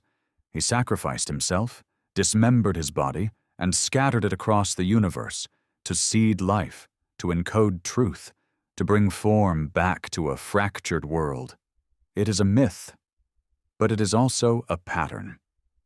Everywhere we look, in every ancient culture, there is the tale of beings who came down from the stars, often after a great disruption. Who gave knowledge, not conquest? Who lived among us or above us? Who promised to return when the balance once again tipped too far? And the Dogon didn't just remember the stars. They remembered structures, the design of Sirius B, the shape of its orbit, the density of its form. They described it as the heaviest thing in the sky. Which is true. Sirius B is a white dwarf, a collapsed star so dense that a teaspoon of it would weigh tons. How did they know that? Why did they care? Unless it was more than trivia, unless it was instruction. Perhaps the Nomo didn't just bring teachings. Perhaps they left markers, triggers for memory. Perhaps the Dogon weren't preserving a myth, but safeguarding a warning or a key. There are ceremonies still performed, even today, in Dogon lands that seem to reenact descent from the stars. Masks shaped like fish, dances that mimic orbital patterns, spiral pathways traced in sand, like trajectories. They say these are rituals of respect, of remembrance, but perhaps they're more than that. Perhaps they are rehearsals for something that once happened, for something that may happen again. And they are not alone. From the Aborigines in Australia to the Zulu in South Africa, there are stories of sky people, of beings who came down in bright vessels, shared their gifts, and left when the world grew too noisy, too divided, too blind. But they always leave behind one thing: the promise to return when the signs align, when the earth is ready, or when it is once again on the verge of collapse. The Dogon believe that time is not linear, like the Maya, like the Hindus. They believe in recurrence, in spirals. They believe that knowledge must be rediscovered in stages as we become mature enough to hold it again. That's why they don't shout their secrets. They guard them. They bury them in symbolism, in initiation, in story. Because the truth, once known, is dangerous. And maybe that's what the Nomo understood. Maybe that's why they left. Not to abandon us, but to give us space to remember on our own, to see the stars not as distant lights, but as homes, as family, as history. In the Kimberley region of Western Australia, the rocks breathe stories. They don't whisper them, they display them. On cliff walls and cave ceilings, in places so remote even satellites might miss them, are figures unlike anything else in human art. Wide heads, black, round eyes, no mouth, halo-like auras of radiating lines, painted in white, standing upright, motionless, watchful. These are the Wandjina. To the Aboriginal people who have lived here for tens of thousands of years, the Wandjina are not gods. They are not aliens. They are ancestors, creators, beings of immense power who came during the dreaming, the sacred time when the world was soft, unformed, alive in ways we no longer understand. The dreaming is not the past. It is a layer of reality, a deeper current beneath our daily lives. And the Wandjina are its architects. They shaped the land, the rivers, the trees, the weather itself. They gave the people their laws, their songs, their responsibilities. Then they retreated, not into the sky, but into the rocks, into the earth, into the paintings. And now they watch. The Wandjina are always painted without mouths. The elders say it's because their power is too great. If they spoke, the rain would never stop. Others say it's because they communicate not through voice, but through thought. And then there are the halos, radiant circles around their heads, lines pulsing outward. Some say these represent lightning. Others say they are energy fields. A third possibility lingers, unsaid, that they are helmets. Because here's the thing. They don't look like anything else in Aboriginal art. Most dreaming figures are highly stylized, dot paintings, X-ray animals, dynamic movement. But the Wandjina are still, realistic, iconic, and they look different, not quite human, not quite anything from this world. They resemble, almost exactly, the beings drawn by modern-day people who claim contact with extraterrestrials. Not vaguely, exactly. And yet, they predate all of that by millennia. Some of the oldest Wandjina figures are over 4,000 years old. They were painted and repainted for generations. Even now, their descendants return to touch up the figures, renewing the connection, keeping the presence alive. Because the Wandjina aren't history, they're still here. Some Aboriginal stories speak of them descending from the sky. Others say they came from the Milky Way. They arrived when the earth was new. They brought form to the formless. Then they returned to the stars, or to the mountains, or deep underground. Some say they left through the sea. Others say they went into the dream itself. Not death, transition. There are tales of the Wandjina punishing those who break the old laws, striking with lightning, bringing drought or flood. They are not passive spirits. They are enforcers, guardians. Their silence is not weakness. It's vigilance. Anthropologists for decades cataloged these stories as spiritual metaphor. Beautiful, yes, but symbolic, allegorical. But the more you hear them, the way they're told, not just what they say, the more you feel like the people aren't remembering a myth. They're remembering an event. The Wandjina are not alone in Aboriginal memory. There are also the Mimi spirits, Tall, thin, elongated beings said to have taught humans how to hunt and paint. Some are drawn climbing vertically on sheer rock walls. Some seem to vanish into cracks in the stone. And again, always the same direction. Upward. Away.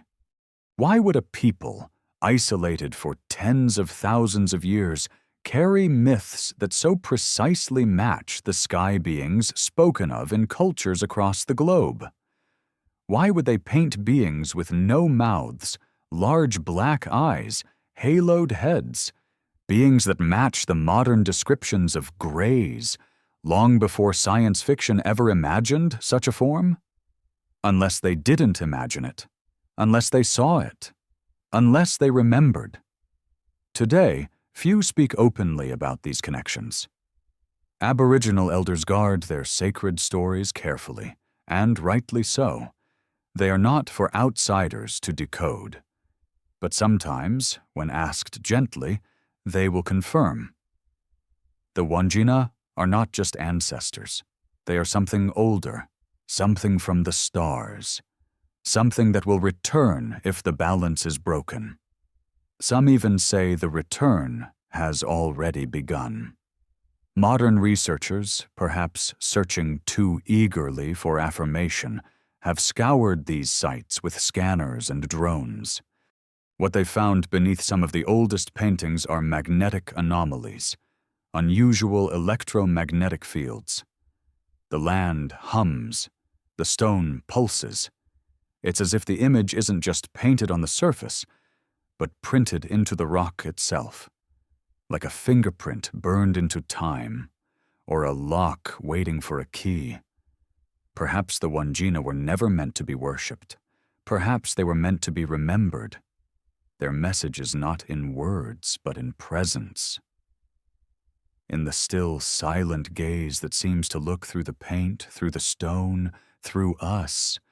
And if they were real, if they came from the stars, shaped the earth, then vanished into the dreaming, then what we see on those cave walls is not just art, it's a photograph. And it's watching. The clay tablets were never meant to survive.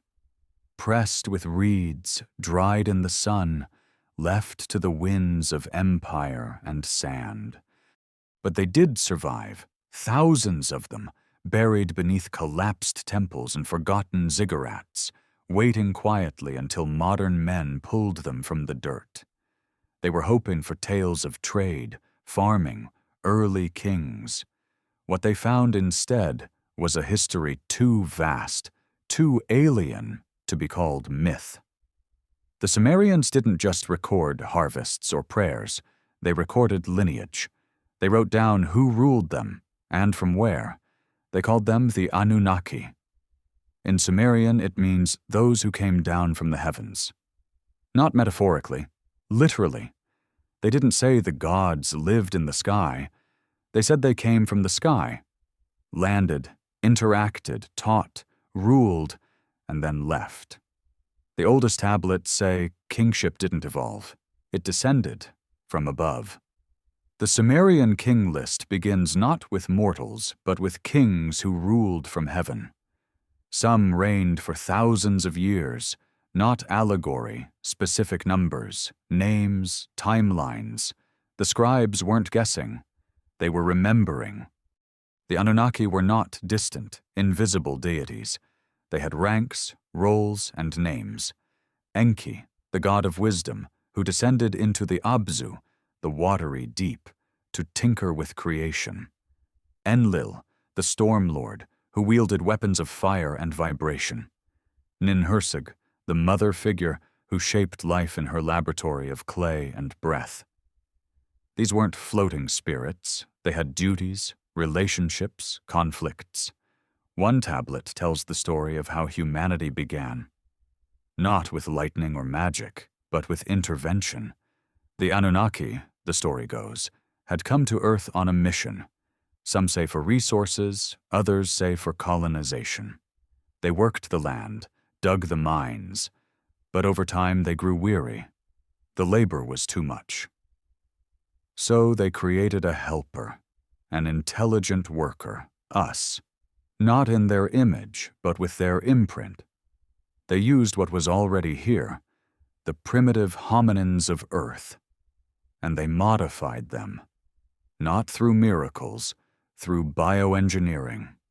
The tale of Adamu, the first man, appears long before the biblical Adam. In both stories, man is shaped from earth, but in Sumer, the clay is mixed with divine essence, a genetic spark. The Anunnaki didn't just make us, they upgraded us. If this is myth, it's remarkably specific. If it's fiction, it's incredibly technical. And if it's truth, it changes everything. The story deepens with the tale of the flood. Before kings ruled from cities, the Anunnaki saw their human creation multiplying too quickly, becoming chaotic. So they sent a deluge, not out of anger, but to reset. One man, Atrahasis, was warned by Enki. He built a boat, preserved life. This story, nearly identical to Noah's, was carved into clay over 1,000 years before Genesis. Why does this matter? Because if the Sumerians invented this, it would be the root of all other flood myths. But if they were remembering it, then every story that came after, Babylonian, Hebrew, Greek, would be echoes of a single ancient truth. There's also something else. A detail scholars skip past. The Anunnaki didn't all agree. Some believed humans should be nurtured. Others wanted them controlled or destroyed. There was division among them, conflict, even war. And then they left, or at least most did.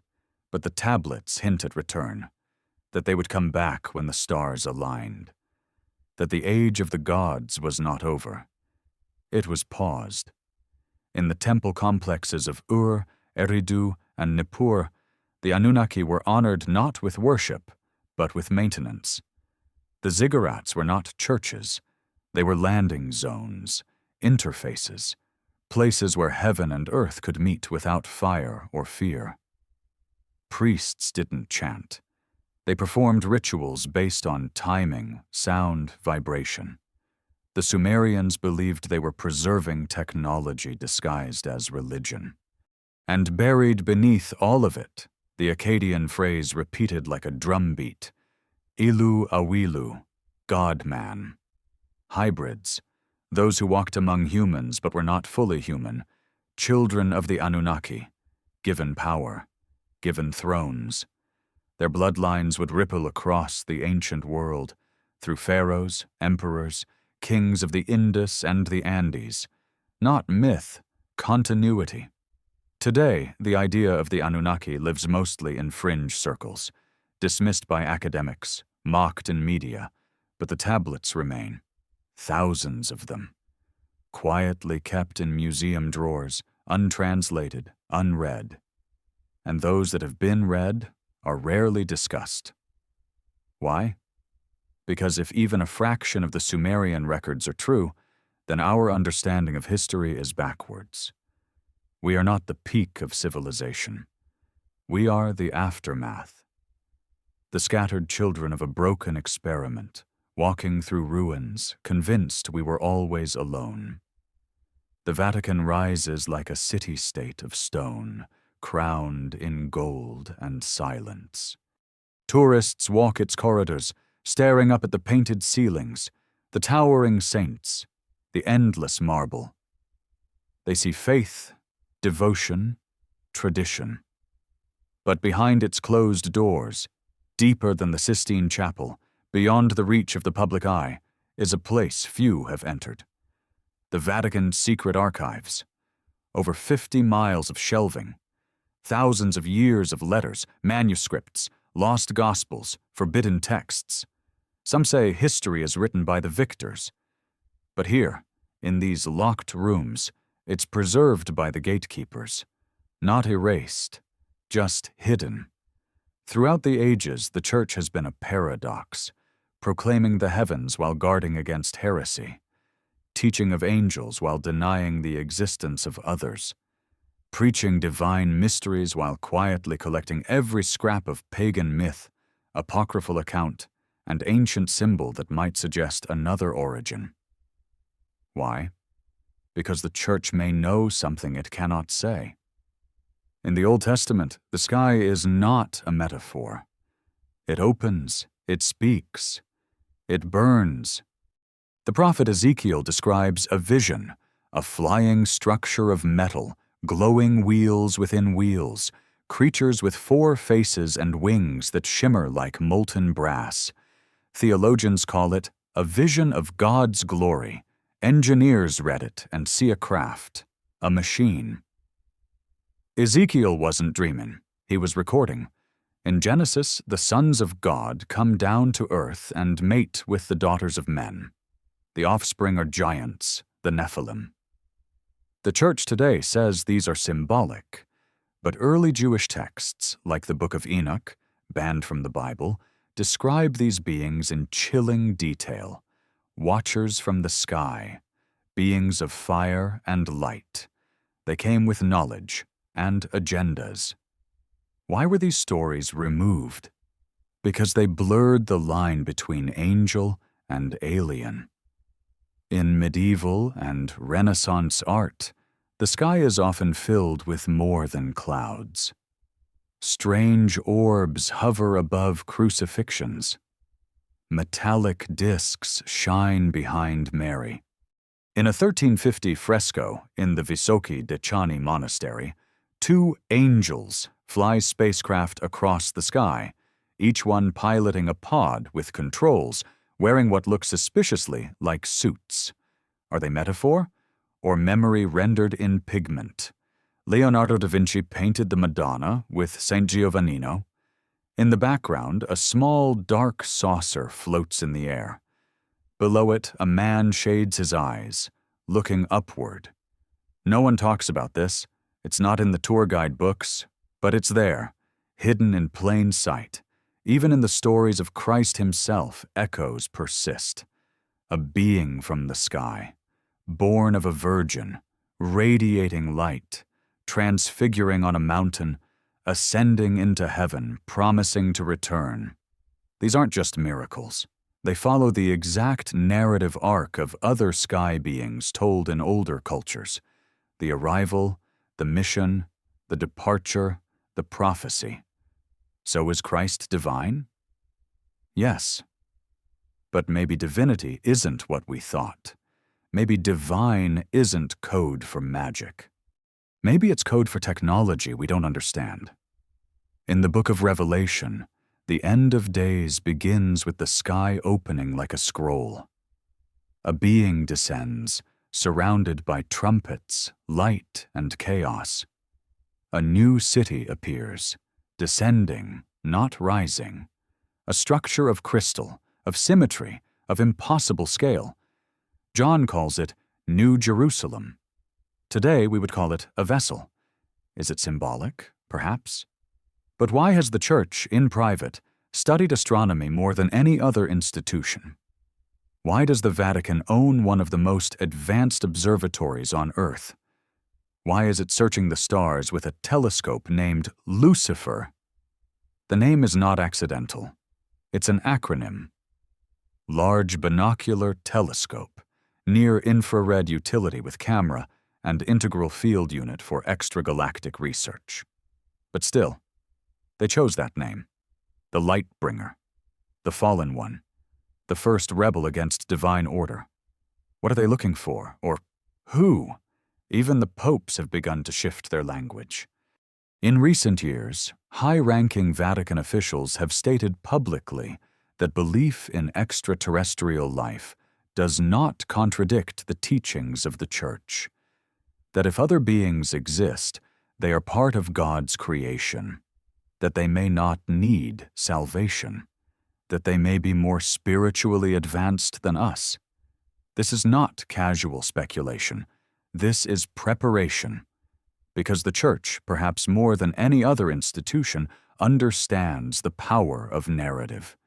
It knows that if contact is made, if a craft lands, or a signal is received, or a truth is unveiled, it must have a way to adapt, to hold the faithful, to integrate the ancient story of Earth into a broader one of the cosmos. But maybe it already has.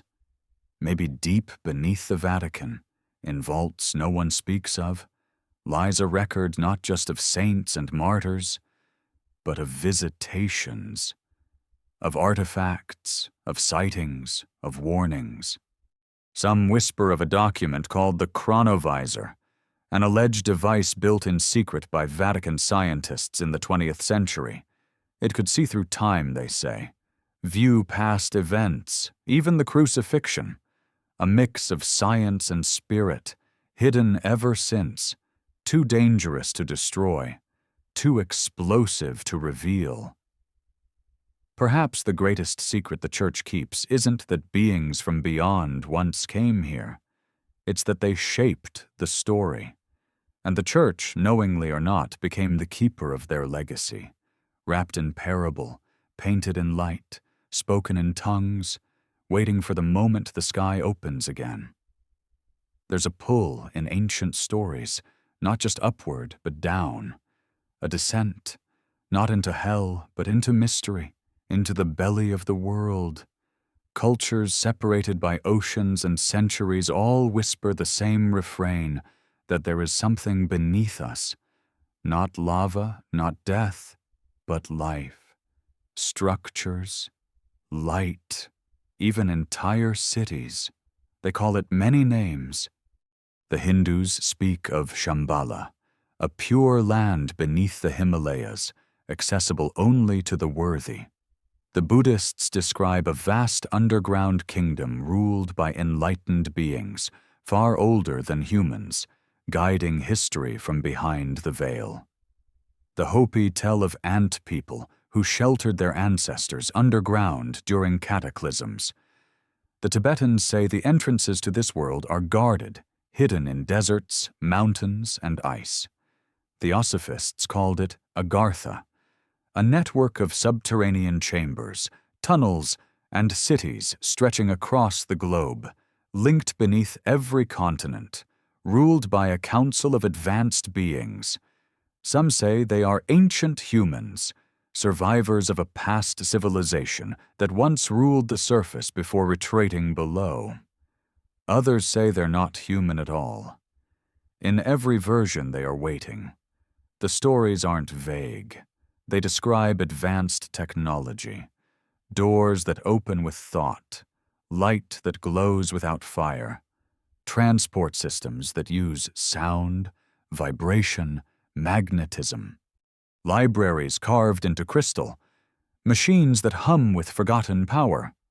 It reads like science fiction. Yet these tales are thousands of years old. In 1947, Admiral Richard E. Byrd, a decorated American naval officer, flew a mission over the South Pole. In his private journal, later leaked but never confirmed, he describes something extraordinary, an entry into a vast, warm area beyond the ice, mountains, forests, mammoths, and aircraft that outmaneuvered his own. He claimed he was brought to meet an elder of a subterranean civilization, warned about the surface world's obsession with war, then released. Back into silence. Most dismiss it as a hoax, but others note, Byrd wasn't the only one. Nazi Germany conducted secret expeditions into Antarctica. Some believed the Aryan race originated from Agartha, that the gods of their ancient myths came not from the sky, but from below. Hitler believed in the hollow earth theory. His scientists searched for hidden entrances, mapping tunnels in South America and Tibet. After the war, whispers of a secret base beneath the ice spread through intelligence circles. Operation High Jump, Byrd's real expedition, returned early under mysterious circumstances. No official explanation. Coincidence? In Cappadocia, Turkey, beneath the earth, lies the city of Derinkuyu, Carved deep into volcanic rock, it could house over 20,000 people. It has ventilation shafts, food storage, stables. It wasn't just a shelter. It was a civilization. And it wasn't alone. Dozens of other cities lie beneath the region, connected by tunnels. Who were they hiding from? Or who were they joining? Even in modern times, military installations, train systems, and deep bunkers hint at something else, at a human obsession with going underground. Perhaps it's instinct, or perhaps it's memory. There are legends that say the beings of Agartha once walked openly among us, that in the early days, before the flood, before the reset, they lived side by side with surface humans. But after a great cataclysm, or a betrayal, they retreated. Some say it was a war. Others say it was choice. They saw what was coming and left, preserving knowledge beneath stone and time. And yet, they've always kept watch. Some believe Agartha is the real origin of many so-called gods, that Zeus, Enki, Osiris, and even Quetzalcoatl weren't extraterrestrials, but intraterrestrials, emerging from hidden kingdoms to shape surface civilization before vanishing again into myth. What's more, these stories align with science in strange ways. We now know the Earth's crust is not solid throughout. There are cavities, heat pockets, magnetic anomalies, entire ecosystems in caves miles below the surface, microbes living in isolation for millions of years, lakes sealed beneath ice. In theory, large pockets of habitable space could exist, not as fantasy, as fact. And then there are the tunnels. From the Americas to Asia, from Egypt to Norway, there are myths of subterranean highways. Some say they were once used for travel or escape. Others say they still are. That beings move silently beneath our feet, observing, influencing, waiting for the cycle to turn once more. In Agartha, time moves differently, energy flows cleanly, disease does not spread, war does not touch the walls. It is not paradise, but balance. Some say those who dwell there are not immortal, but extended, preserved by their harmony with the Earth's core. And maybe that's why they left the surface, not in arrogance, but in mourning. We call it hollow Earth. But perhaps it's not hollow. Perhaps it's full. Full of what we used to be. Full of what we might become again. If we remember. Because the myths agree. The day will come when the surface and the inner world meet again. Not through conquest, through reckoning. When the surface can no longer hide its fractures, the gate will open, and the ancient ones will rise, not to rule, but to restore. The earth spins in silence. To most, it is home, a miracle of life, floating in a vacuum of death. But to some, it is something else, a construct, a design, a container, not a paradise, but a prison. The idea seems absurd until you look back, not at the story we tell ourselves, but at the story carved into stone, whispered in temples, buried under ruins, the story of gods who came from the sky, who shaped us, ruled us, taught us, and abandoned us, or caged us. The names change, Anunnaki, Nomo, Wandjina, Kachinas, but the ark remains. They came, they made, they left, and they left us behind. Across Sumer, Egypt, the Indus Valley, Mesoamerica, and the Arctic tundra, a strange pattern repeats. Sudden bursts of civilization, out-of-place artifacts, knowledge that appears whole, not evolved, architecture that defies explanation.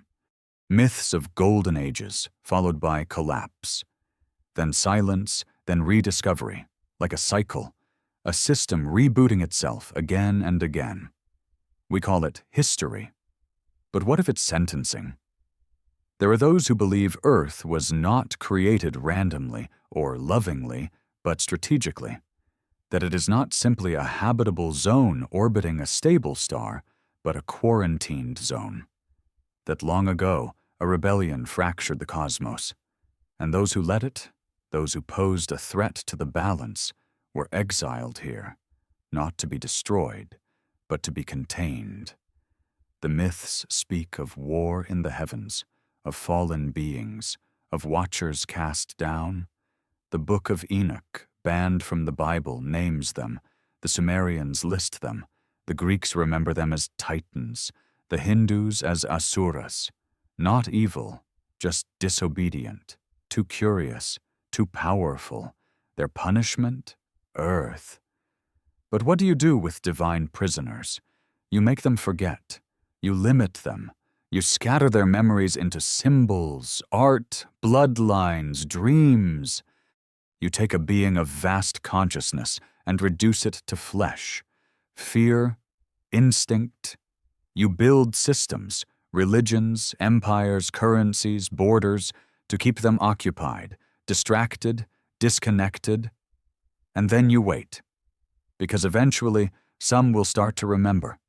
They'll see too much in an ancient painting, hear too much in a forgotten tongue, dream too vividly of places they've never been. They'll ask why the pyramids align with Orion, why myths separated by oceans describe the same beings, why the Vatican watches the stars, why ancient structures hum at specific frequencies, why humans alone seem out of sync with the natural world, born too early, dependent too long, always yearning for something up there. The walls begin to crack, and when enough cracks form, the whole illusion trembles. That's where we are now. We've sent machines into space, split atoms, built gods out of code, yet inside something ancient stirs. Not arrogance, recognition. Like we've done this before. Like we were never meant to stay here. But not everyone is ready. Because if Earth is a prison, then what are we? The inmates, the guards, the experiment? Were we made as servants, as the Sumerians suggest, genetically altered to obey? Or were we gods ourselves, fragmented into amnesia, slowly clawing our way back to memory? Some say the return is near, that the visitors, the creators, the wardens, the witnesses, are watching, that they've been watching, through discs in the sky, through mirrors in the desert, through bloodlines passed down in silence. They wait to see if we awaken, if we ascend, or if we destroy ourselves again. Because a prison only functions if its inmates don't realize it's a prison. Once they do, one of two things happens. The system adapts or it collapses. Maybe the myths were never meant to terrify. Maybe they were warnings from our past selves. Clues. Not to make us paranoid, but to remind us. This isn't our first cycle. It might not be our last. But it could be the one where we choose to remember who we were, to reclaim what was taken, to rewrite the story not from the ground up, but from the stars down. And if Earth was a prison, then maybe it was also a test, a chrysalis, not to contain us forever, but to see if, against every lie, every chain, every shadow cast across our sky, we could still remember how to fly.